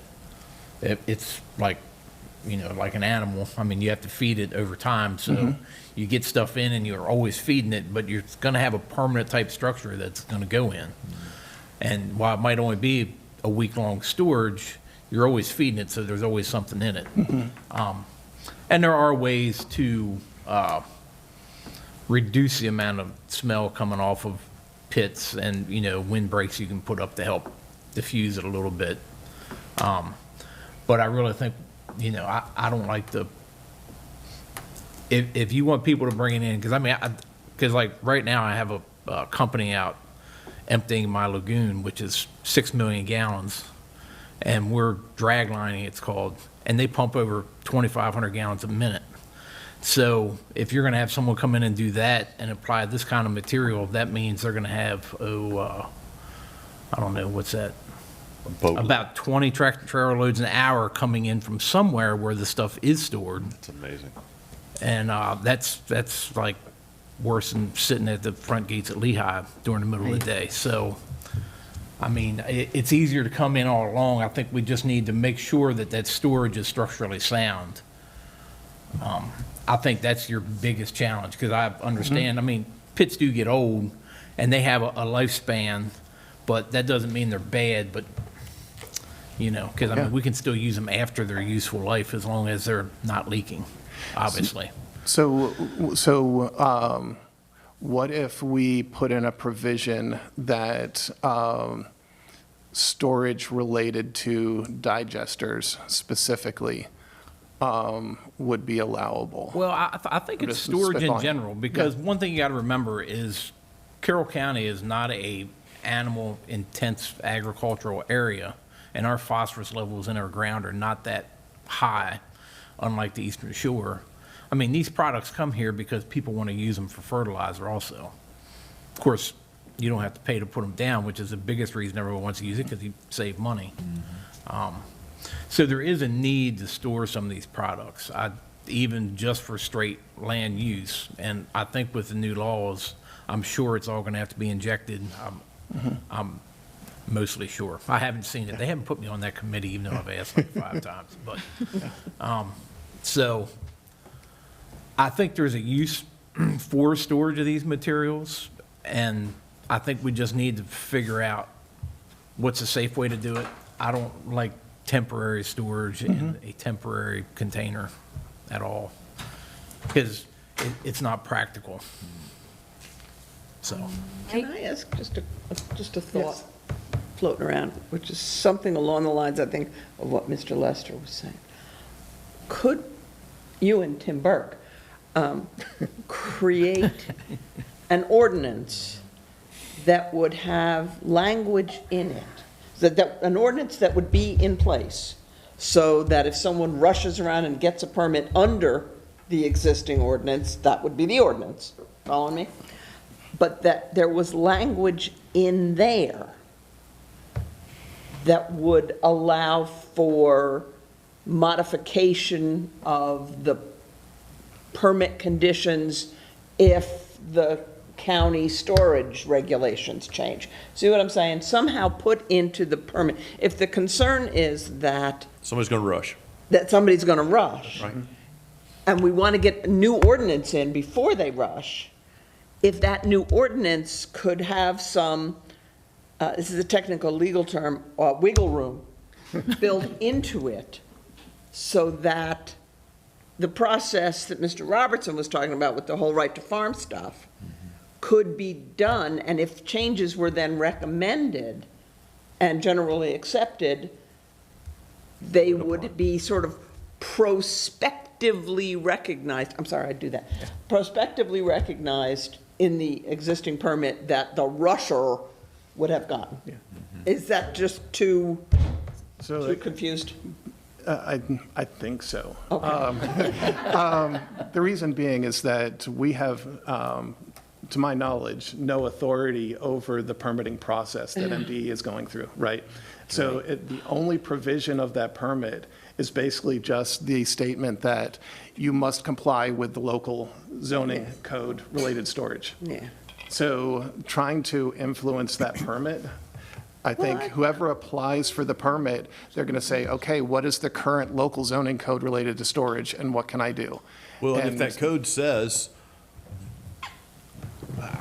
I'm with her on this. Well- If that code says, you know, beginning, you know, at 10:38 on May 21st, if you applied for a permit and you received that permit, you need to know.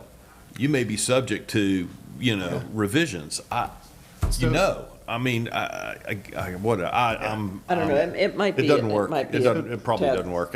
Chris, I get what you're Bit of saying. sophistry there, but. I actually wouldn't let ourselves get too hung up on that, because, I mean, right now, there's a moratorium in place, right? And that moratorium is to the end of the year that the commissioners have put in place on the storage of material. So if you apply for a permit on July 1, the current code or allowance for storage in Carroll County is that you're not allowed to do it because of that moratorium.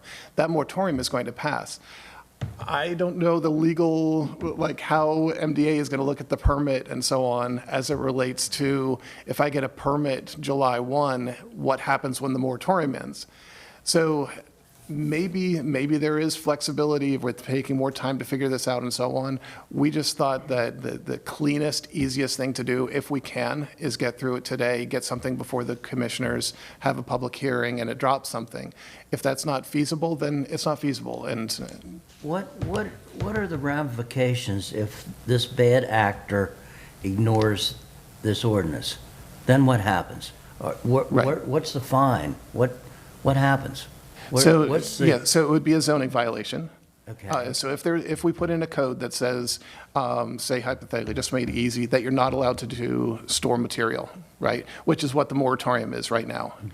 If they were to violate that, we would we would get a complaint, we would go investigate it, our zoning administrator would investigate it, and if they're found that they're doing it, then it's a zoning violation, and then it would be processed through the county attorney's office for whatever legal actions, fines, whatever, to stop them from doing that.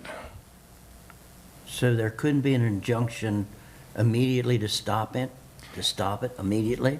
Immediately is a relative term, but, Well, yeah, that's what I I'm mean, saying. it We're works talking through about a lot of process. here. Yeah, I mean, it would become a legal issue, so we would be working with a judge and so on, yes. Yeah, the thing that bothers me the most here is we're going through all this time, all this effort, and you've really put a lot of effort in it, I know you have, for one person, because of one person. Is not being a good neighbor. Well, you're not being a lot of good things, and as a person in the agriculture community, this guy's really ticking me off. Because it's making it bad, it's being. So I will say Bad that things we, are that happening it's. to good people, and that's not right. Yeah, So- I will say that, I'm sorry, that, I mean, we're not looking to pass legislation to address one person. I mean, we want to look at this I know as an industry, and that's where I want to emphasize that we want to be very specific about this material, that we don't want to affect any other ag practices and so on. That's not our intent. It's very much so this material, which, and it's not just, we've heard other stories of other places where this material has been used in their complaints. And in that case, they did work things out, right? But in this case, in the one instance you're talking about, they have not been able to work that out. So, Matt, Ralph, what are best practices and what's practicable from a business standpoint?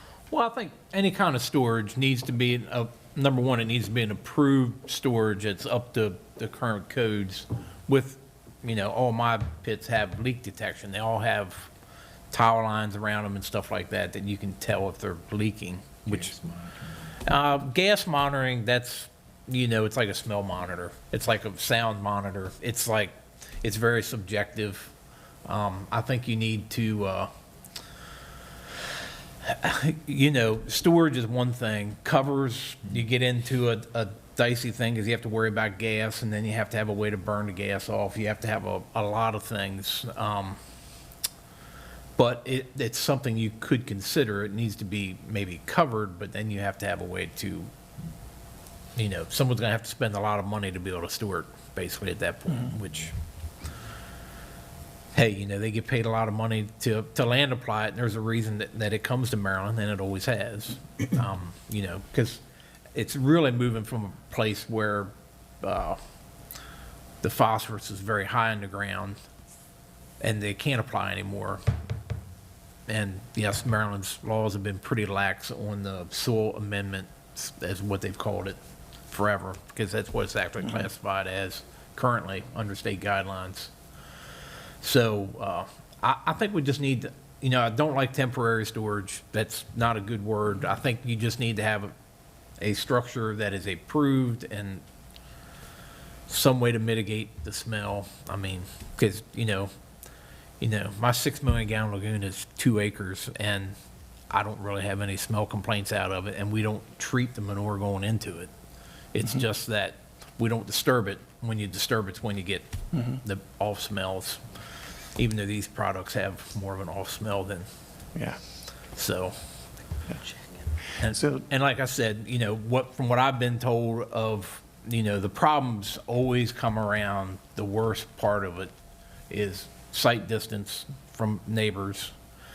But the actual spreading, the agitation and spreading is when the real complaints start. It's not really, the storage can be off-putting if it's too close to your house and you're the right distance or the right way the wind blows down through the valley, I'm sure, but. So along those lines, we do have another option for consideration, which would be storage as a conditional use. And Hannah, if you'd like to run through what we put together there.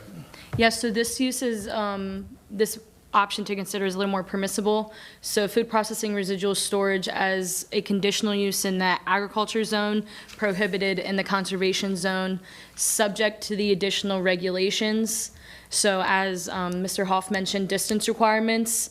So food processing residual storage structure must be X amount of feet from any lot in a residence district, any residential lot less than 3 acres in the agri-conservation district, and then on adjoining lots of 3 acres or more, minimum separation of at least 300 feet from dwellings is required.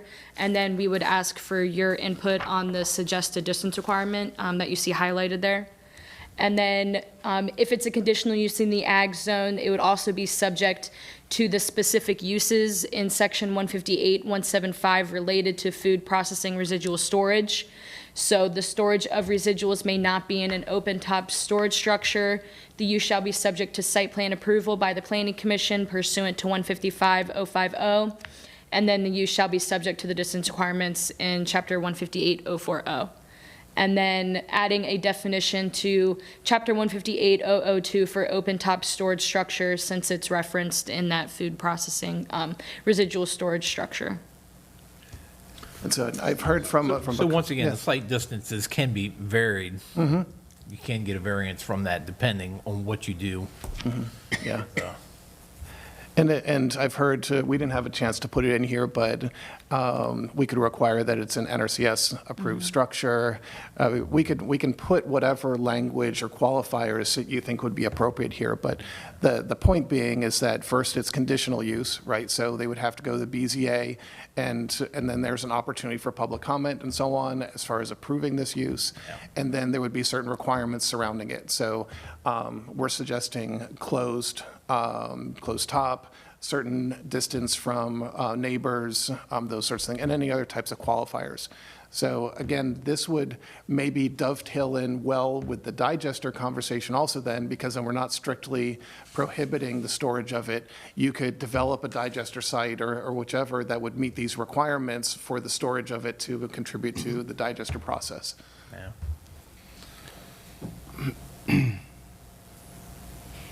I don't know, to me, it just seems like with smell, if you live next to a farm, it's akin to being mad if you live on a golf cart or golf course and people hit your house with golf balls. Like, it's, if you live next to a farm, you're going to smell the farm. Yeah, the farm. I will say, because like I was saying, This is one of no the things that farm we're. smell, believe me. Yeah. Well, it gets confused. It confuses people because people that don't live around the farm don't understand what cow smell is. I mean, as a farmer, hey, sludge, not cows.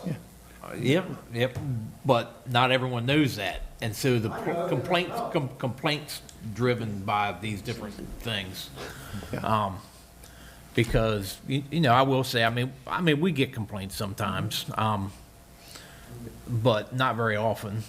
But people get confused that come into the county, move in, and then they're like, "Oh my God, this smells terrible." Yeah. Well, they don't really know, because as a farmer, it used to be spread within a couple miles of me, and I knew exactly what it was when it happened, because I've lived there. I know what it is. Yeah. So I grew up in Lancaster County, and so on. So I appreciate that springtime comes around and you drive around and you smell spring. So there are certain odors that are associated with what I would call regular farming activities. The concern here is that this is a much more pungent liquid chicken decaying type smell, right? And that video from WET that I mentioned really describes it very well as what they're having to deal with. It's making the properties adjacent to these farms and the storage location almost unlivable. Yeah, And- I'm definitely not, I think this option is way better than the other option, because it leaves more leadway to allowing storage, but it has to fit within the guidelines, so. And I'll just say one more time also that's very much why we want to have this discussion, right? And be very clear that we're only talking about this specific type of material. The manure storage and so on, which are what I would call the regular odors associated with ag production.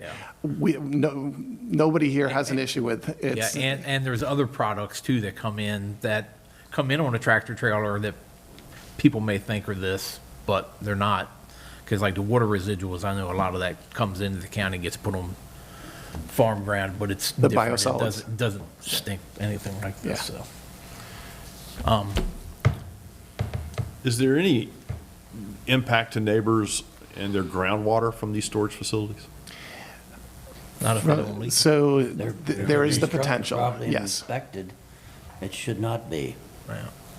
And are we responsible for inspecting those? No. That's the state. Okay. Guys, I'm obviously there's- I'm drowning here. I have no clue Yeah. what this. Yeah, I'm not totally off with this guideline here, because it this is allows better? for storage, but it has to go through, I'm still not real big on the covered, but, because there are ways to mitigate the smell, but it's a lot harder to maintain. Because like one of the ways, you can like blow straw on top of them and works good because it puts a crust and kind of keeps the gases from coming off. But if it rains really hard or snows really hard, it might go away. So Chris, I think we do have people that have comments. Maybe Yeah, I we'll think so, listen too. I'd like to hear 'em. them before I'd we like get to hear 'em. too much detail. just one more thing. If this option would stop what's going on up there in that Mayberry area, then I would be absolutely for it. If it would stop it. The other one might be a little over the top for me, but if this would stop what's going on up there, I'd be absolutely for it. Somebody has to do something. Right. So we're trying not to look at a lens of Understand that. looking at a specific issue, I right? know, but in this Yeah. case, I hear what you're saying. there needs to be relief. Understood. Because it just does. Yeah. I just don't want to ruin my neighbors, and I've got a lot of them where I'm at, believe me. And I just don't want to ruin my relationship with them or the ag relationship that we have with the community. People move out here for this open space and this agricultural feeling and all, as well as everything else. It enhances our total neighborhood, but to ruin it like this, we're going to do something. So, You don't want people moving here for the smell. you got to convince them that you're a good neighbor. I hear you. No, Yeah. In this case, there's no good neighbor okay, going on. let's do it. Okay, and I will say, as a Realtor, one of the papers we have that's mandatory is right to farm. And Yes. I do take the time, and I hope my fellow Realtors do the same thing, to say, listen, this is a rural county. You may smell some things you don't like. They'll go away eventually. Yeah. So, but, I'm glad you brought that up. yeah. So, and I think, as Realtors, we can reinforce that to one another, saying, listen, this is becoming a problem. Please make sure you let your new people know that. Yeah. But I'm sure we're going to hear that it's not all new people that are experiencing it. So, please adhere to the following rules. Speakers must sign in to make public comment. Speakers must talk into microphone to facilitate audio and video recording. Comments will be strictly limited to 3 minutes per speaker. Citizen testimony is not a question and answer session. Questions may be diverted to staff after the meeting. If any individual fails to comply with these rules, the Planning and Zoning Commission Chair may call the person out of order and may require him or her to leave the meeting. So with that being said, I welcome any comments. Please step forward, give your name and address. My name is James Belt Jr. I live at 3164 Flickinger Road. That's at the corner of Stone and Flickinger. I'm a Carroll County, I was a Carroll County business owner. My son owns the company now. We're a lawn care company. We employ over 100 employees in the county. I've been in agriculture my whole life. I'm a certified applicator. I also am an agronomy major in soils at the University of Maryland graduate. I am a beef farmer now because my son took over the business and that gets me out of his hair. I have about 50 head. The DAF is a specialized product that is an industrial byproduct. It's an industrial residue. It's not a farm byproduct. It's a residue of an industrial process. I take a little offense about the golf ball comment because the smell is 10 times more intense than Mr. Huff's manure pit. It's incredible. It'll make you puke. And last year, the application was going on from, I think, April till November. I called the Department of Agriculture a number of times. They say that he is working within the regulations. Well, the regulations are self-monitored. I can write my own nutrient management plan. I know how it works. He knows how it works. He puts on the numbers that he needs to put on. He's put so much of the stuff in one field for so long that by the time he put his crop in, his corn crop, it was so late that the corn didn't even grow hardly. He didn't harvest it. I believe he's getting paid to take it. I think the Department of Agriculture is conflicted because they have a huge industry, the poultry industry. They don't know what to do with this product, so they figured the best thing to do with it, or the worst thing to do with it, is to dump it on farm ground.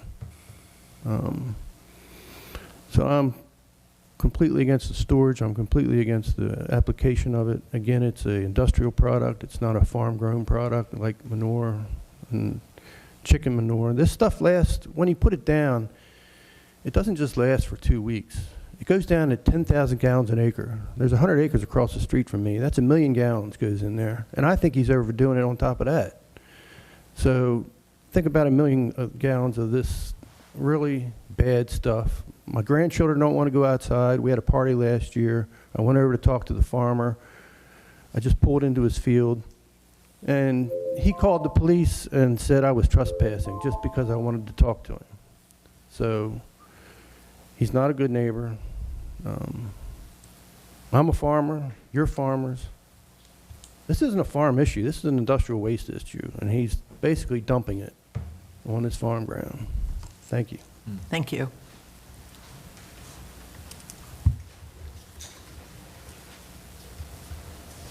Good morning. I'm Jason Green. I live on Robert Arthur Road, District 1. The last topic, I think Mr. Leister said we need to take our time and make sure we get this right. So I don't think there's any need to rush into this. We have a moratorium in place through the state permitting process. If he's following all county regulations, the regulation is the moratorium. There is no storage up through December. So have the owner sign an affidavit saying that he's going to comply with that. The county can say that he's in compliance, and we can buy ourselves some time. So I think that will work. I think there are some gaps in the zoning ordinance. The zoning ordinance addresses fertilizer. This isn't a fertilizer.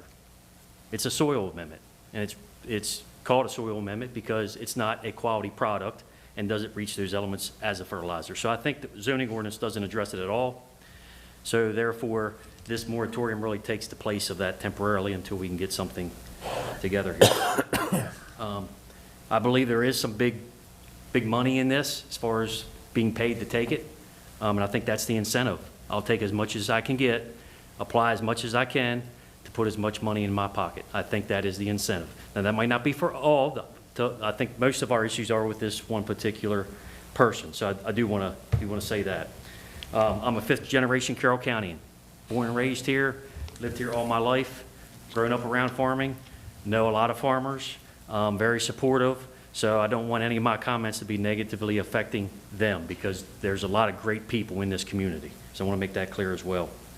I think something with regards to if we do go the route of allowing sealed containers, NRCS does have some standards with regards to that of how they need to be sealed and some of those specific regulations. I also think Mr. Huff had talked about the winds and things like that. Prevailing wind should be taken into consideration for the specific farm of where it's located. If there's a more suitable place on that farm to locate it, it should be moved so it doesn't affect neighboring properties. The other thing that I think should be taken into consideration is truck traffic. One of the farms that's currently using it has two entrances. One entrance is off a two-lane road. The other entrance is off a single-lane road. They use the single-lane road to access the farm. Well, when you have big tractor and trailer coming back those roads without any lines on them, that's how narrow they are. It creates problems for other local traffic getting by. You're backing up, trying to get in people's driveways. You're pulling off the road. You're tearing up the shoulder of the road. Those type of things are going on. So I think those options should also be looked at if you're going to allow that. On-site storage should also not be allowed to be used for distribution to other properties. I think this was a problem early on with this process, that this was being used to distribute into Pennsylvania even as early as this year. Antrim Township up in PA, there's an issue going up there right now with regards to well contamination associated with this particular product. So there is some issues with that going on, and that's some of our concern as well with this. So with that, my time's up, and I appreciate you letting me have a few minutes of your time. Thank you. Thank you.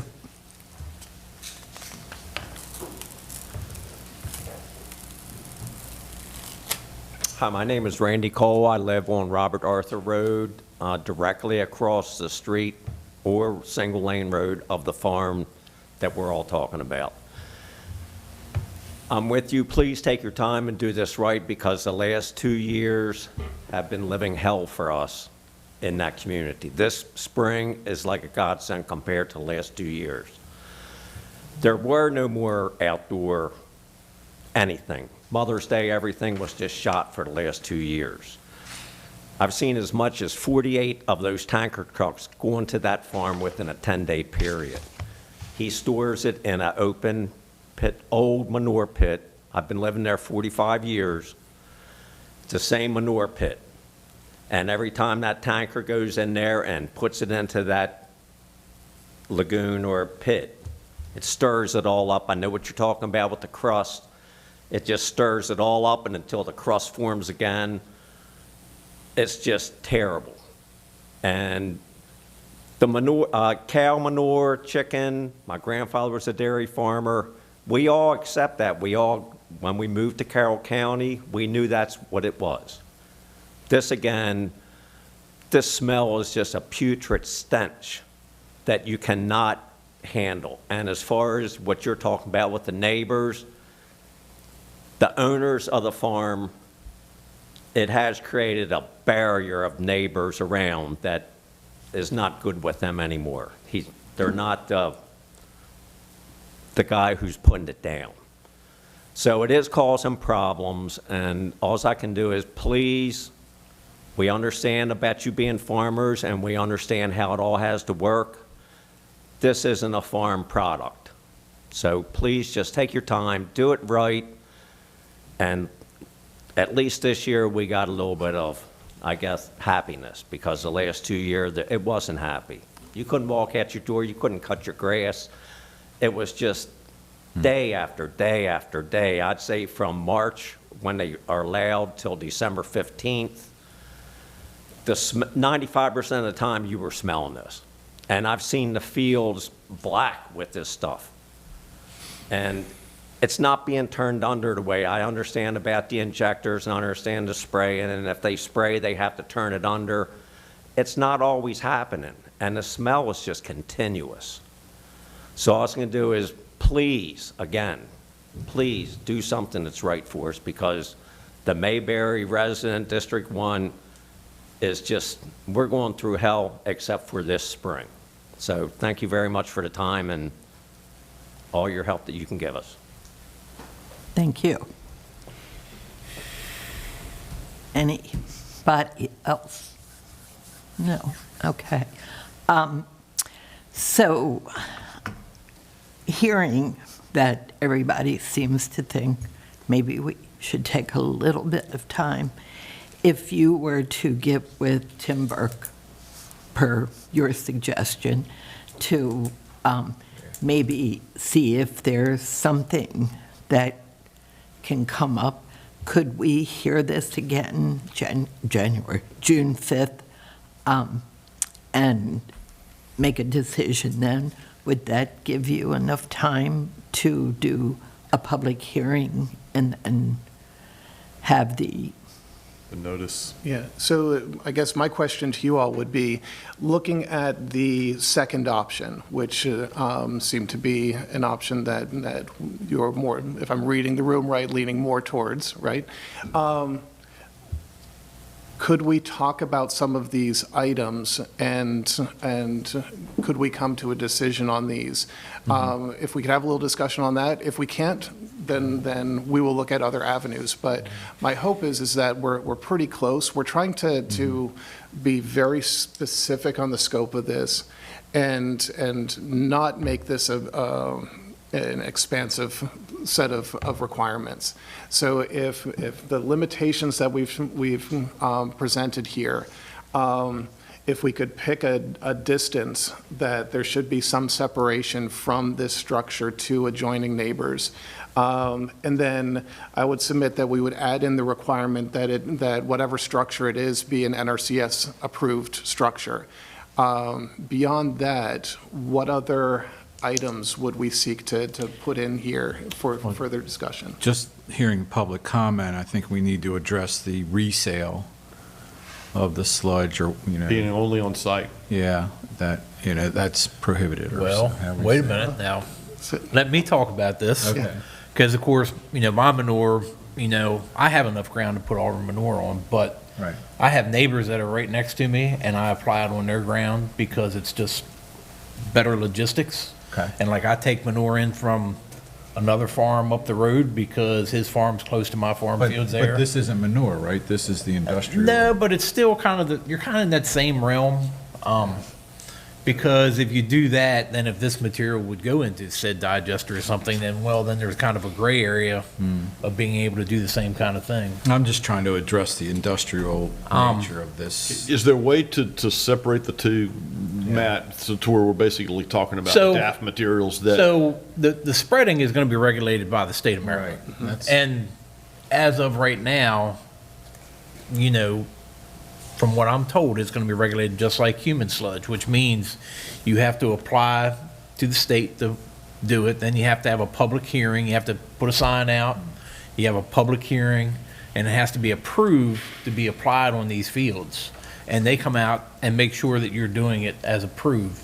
So said storage area doesn't mean quite as much because it's, I mean, maybe you want to limit the size. But like right now, does Carroll County have any regulations on human sludge storage? Because they have to. No. That's permitted through the state. Yeah. Yeah. And I would agree with what you're saying as far as the distribution and taking it to other farms. That would be a difficult thing for us to regulate, and it really doesn't apply to the use of the property, right? So we're trying to stay very specific to the storage. If it's allowed to be stored, then beyond that, the actual usage of it, spreading it, and where you spread it, on which farms and so on, that falls under the purview of the Maryland Department of Agriculture. And I want to stay out of that, stay out of their sandbox. I want to stay specific to just the storage of the material. And I think we're coming to a good place, which is put some guide rails around that storage and how it needs to be stored, and then let the state take care of the further use of it. Well, and I'm just going to ask, again, and maybe I'm being dense on this, and tell me so, but if you can only put a certain number of gallons per acre of the industrial stuff on, then shouldn't the storage facility be in some way related to the amount of acreage that the guy owns? If we're talking about the industrial stuff, I'm fine. Well, I'm trying to separate the two, frankly. You call it an industrial, but it comes from an agricultural product, which they're processing agriculture. Sludge, there is no regulation on the use of that, and that has nothing to do with animal agriculture. Right. But it's the best use. Because Okay. you know where a lot of sludge goes now? In our landfills. Yeah. Which is stupid. Yeah. Because it does have fertilizer value also. But it goes there because it's the least cost option now with the new regulations that I think a lot of Carroll County sludge goes to the landfill, goes in the landfill, just because it's cheaper, because the regulations have gotten so tough. So I don't think we need to, this option here, I can live with this. You know, I really don't like the cover, but the cover has to be an improved. And, you know, if you have a cover on it, you're going to have a way to mitigate, you know, the gas that does come out of it. You're going to have to flare it or do something. So. And I'm sorry, Mr. Just to address your question on sizing and so on, Carroll County, we don't want to get into that side of things, right? That's something that the farmer would work with, whether it's Soil Conservation District or MDA and so on, the agricultural side of the business, to size things appropriate and so on and so forth. We don't want to get into the regulation of that. They're not going to build a structure 10 times larger than what they need. If it's smaller than what they need, then they can only do so much, and then they would have to, We just want to set the basic requirements as far as where it can be located, whether and what kind of structure. NRCS approved sounds great and covered. And then that's really the scope of our involvement. Now, we also have proposed that it would be conditional use, so it would go to BZA, and that would require a site plan. So when we look at the site plan side of things, we can also look at the truck traffic and transportation. So that addresses one of the concerns that's been raised. So once if we would give it conditional use, then can it also be put in there that this would be monitored on a yearly basis or something, so just the conditional use just doesn't, we walk away, you've got a conditional use, all that, then who monitors that? Because you said, all right, I got a conditional use now, I can. Right. So I can, Matt, I can also live with this. If this is the only way that we can shut this problem down as far as the smell and all that, by putting a structure up that would work properly, or even top the structures that this guy's using, something to stop this. And it's limited to the DAF, yeah. Yeah. So with the conditional use, that would need to go before the Board of Zoning Appeals for approval as a conditional use. The Board of Zoning Appeals can put additional conditions on that approval. So if there's certain, and I'm going to make stuff up, certain time of year or certain durations or those sorts of conditions could be added to the approval. And then those will be enforced through our zoning administrator and so on, because if they violate the terms of that approval, then they're in violation of their site plan and so on. See, it sounds to me like there's so many things going wrong here, that if he has a nutrient manager, he or she has a nutrient management plan, and they're throwing this residual on the way they are, then something's wrong there. So my understanding of this, and you all are much better experts than I am, but my understanding is that these DAF residuals have a pretty low nutrient value to them. They do. So that's why the application, so much can be applied and stay within the requirements of your nutrient management plan. Yeah. But if they're not And that's state regulated, right? Yes. I'm sorry, Ralph. Yeah, go ahead. No, that's. I'm getting in the weeds here, and I don't want to do that. All right, so in terms of distance, you know, guys, 300 yards is nothing. I mean, that's 1,000 feet. I mean, what's the right distance here? What do you? If it's a proper kind of structure, distance isn't a whole lot of a problem. I mean, in my opinion. Now it affects me, so I don't really want to put a distance on it. Well, I wouldn't want to. Because I have open-top manure storages within 200 feet of, you know, it's not in a residential district, but it's in an agricultural district too, next door neighbor. Because I had to get a BZA permit for my digester. We went through that 8 years ago or whenever it was when we were looking to do it because of, I think the generator was too close to the property line because that was 400 feet and we were like 340. So, you know, if it's a proper type of structure, I mean, yeah. If it's in a residential district, it should probably be farther. If it's in an agricultural district, well, then it doesn't, yeah. So I'm trying to read through this. It says any lot in a residential district. Any residential lot of less than 3 acres in A or C district. Or adjoining lots of 3 or more.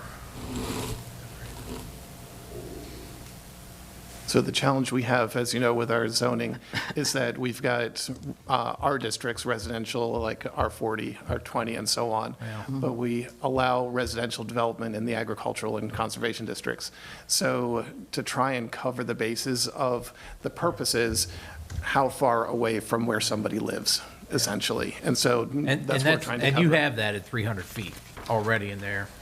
What you're really looking for up above is the distance to the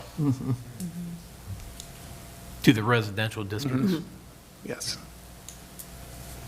Would it be helpful if I read some uses in our distance requirements that, like, might be similar, I guess? Okay. Yes. Yeah, so, in chapter 158.040, following uses shall be subject to 2 times the distance requirement, so that'd be 400 feet. Okay. We have a coal yard, commercial kennels, commercial swimming pools, crematorium, electric generating power plant, medical cannabis dispensary, flour and grain milling, heavy manufacturing, growing and processing of medical cannabis, shop for the service, repair, sale exclusively of farm machinery and steel mill. And then going to the 600 feet would be above-ground petroleum, concrete mixing plant, commercial sawmill, concrete and ceramic products manufacturer, concrete or asphalt recycling, contractor equipment storage, food processing and slaughterhouse in the ag district, oil contaminated soil facility, raising of animals for experimental purposes, solid waste acceptance facility.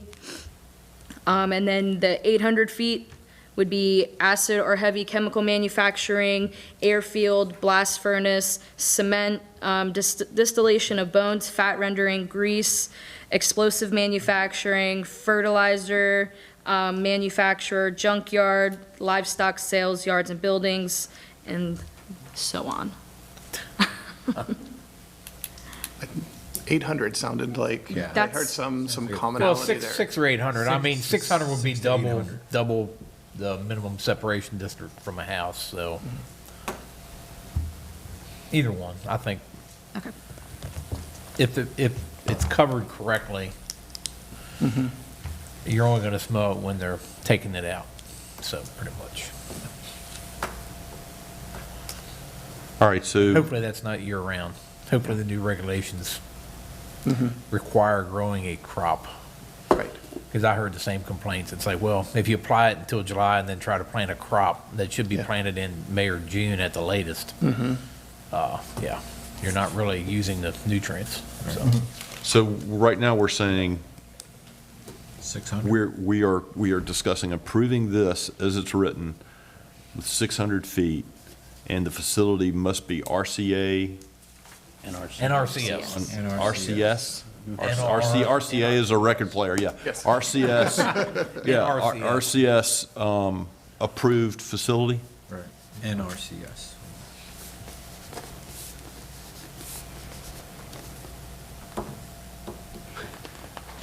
Okay. Do you want to take a stab? Well, no, I have another question, sorry.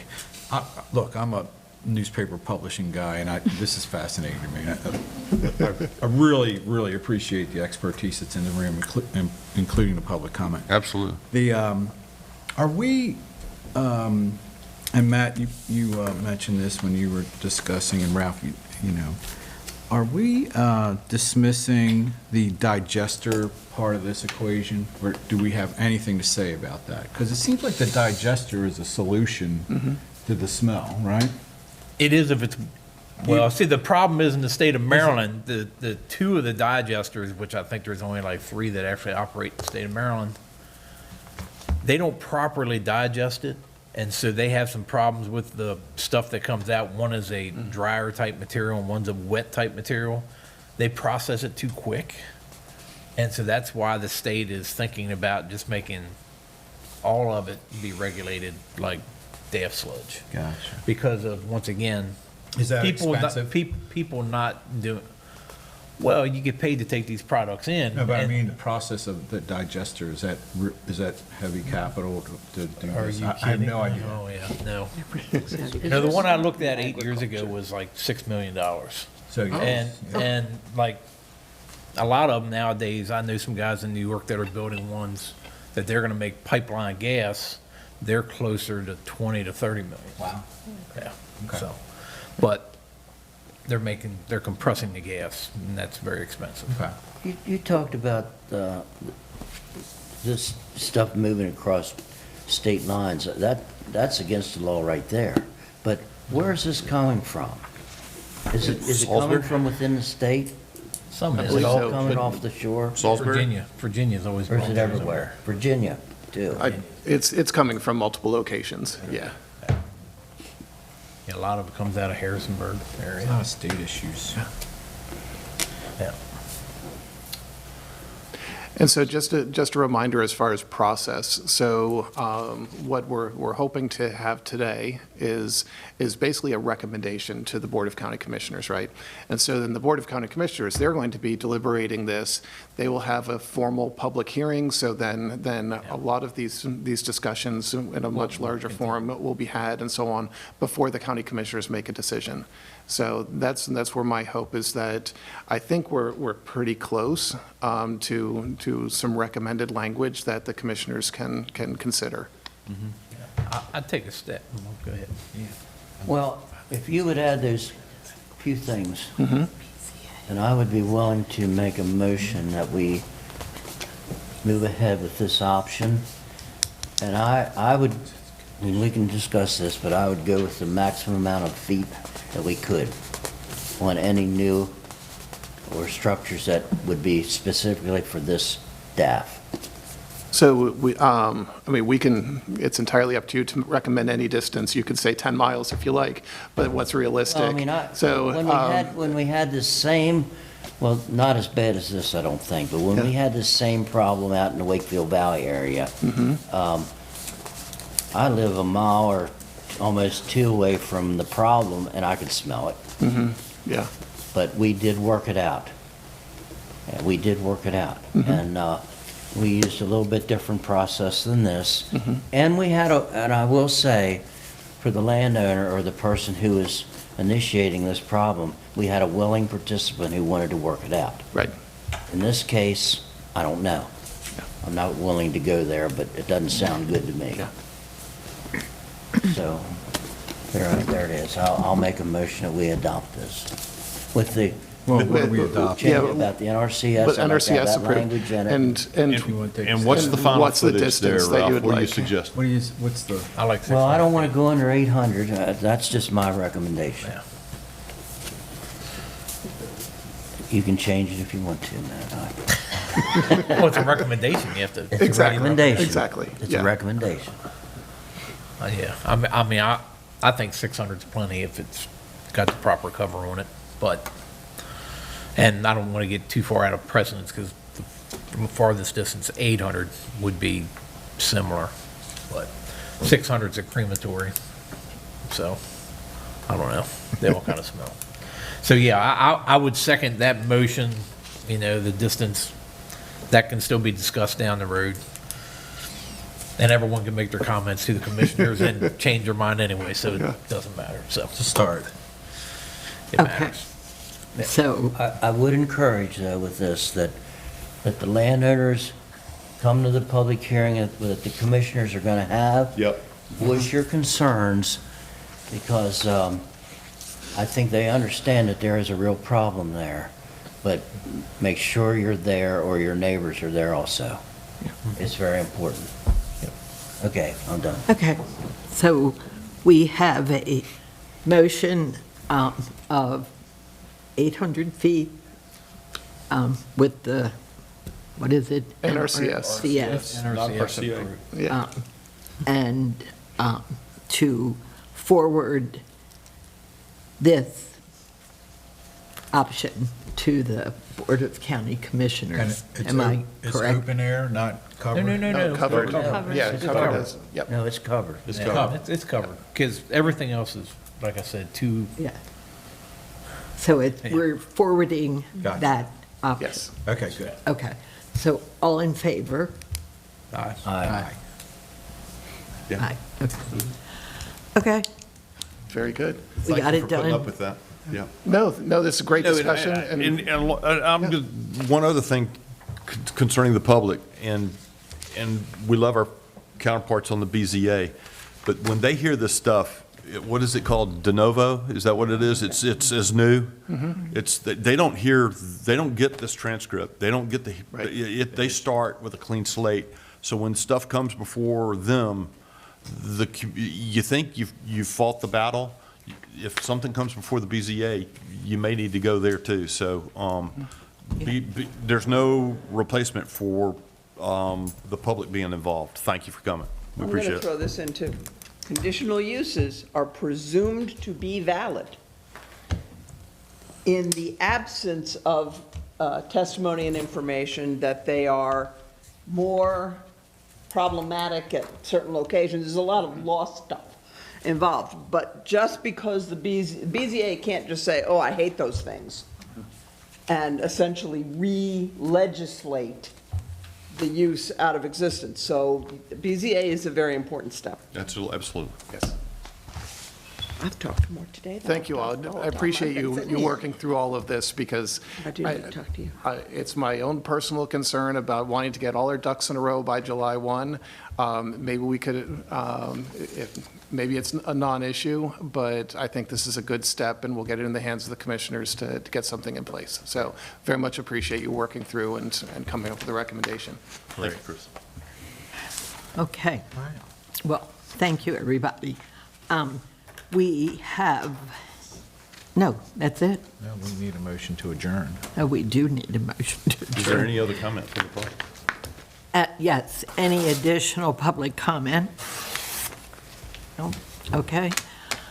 I'll entertain a motion to adjourn. I'll make a motion to adjourn. Okay? Second. Okay, all in favor? Aye. Okay? Oh,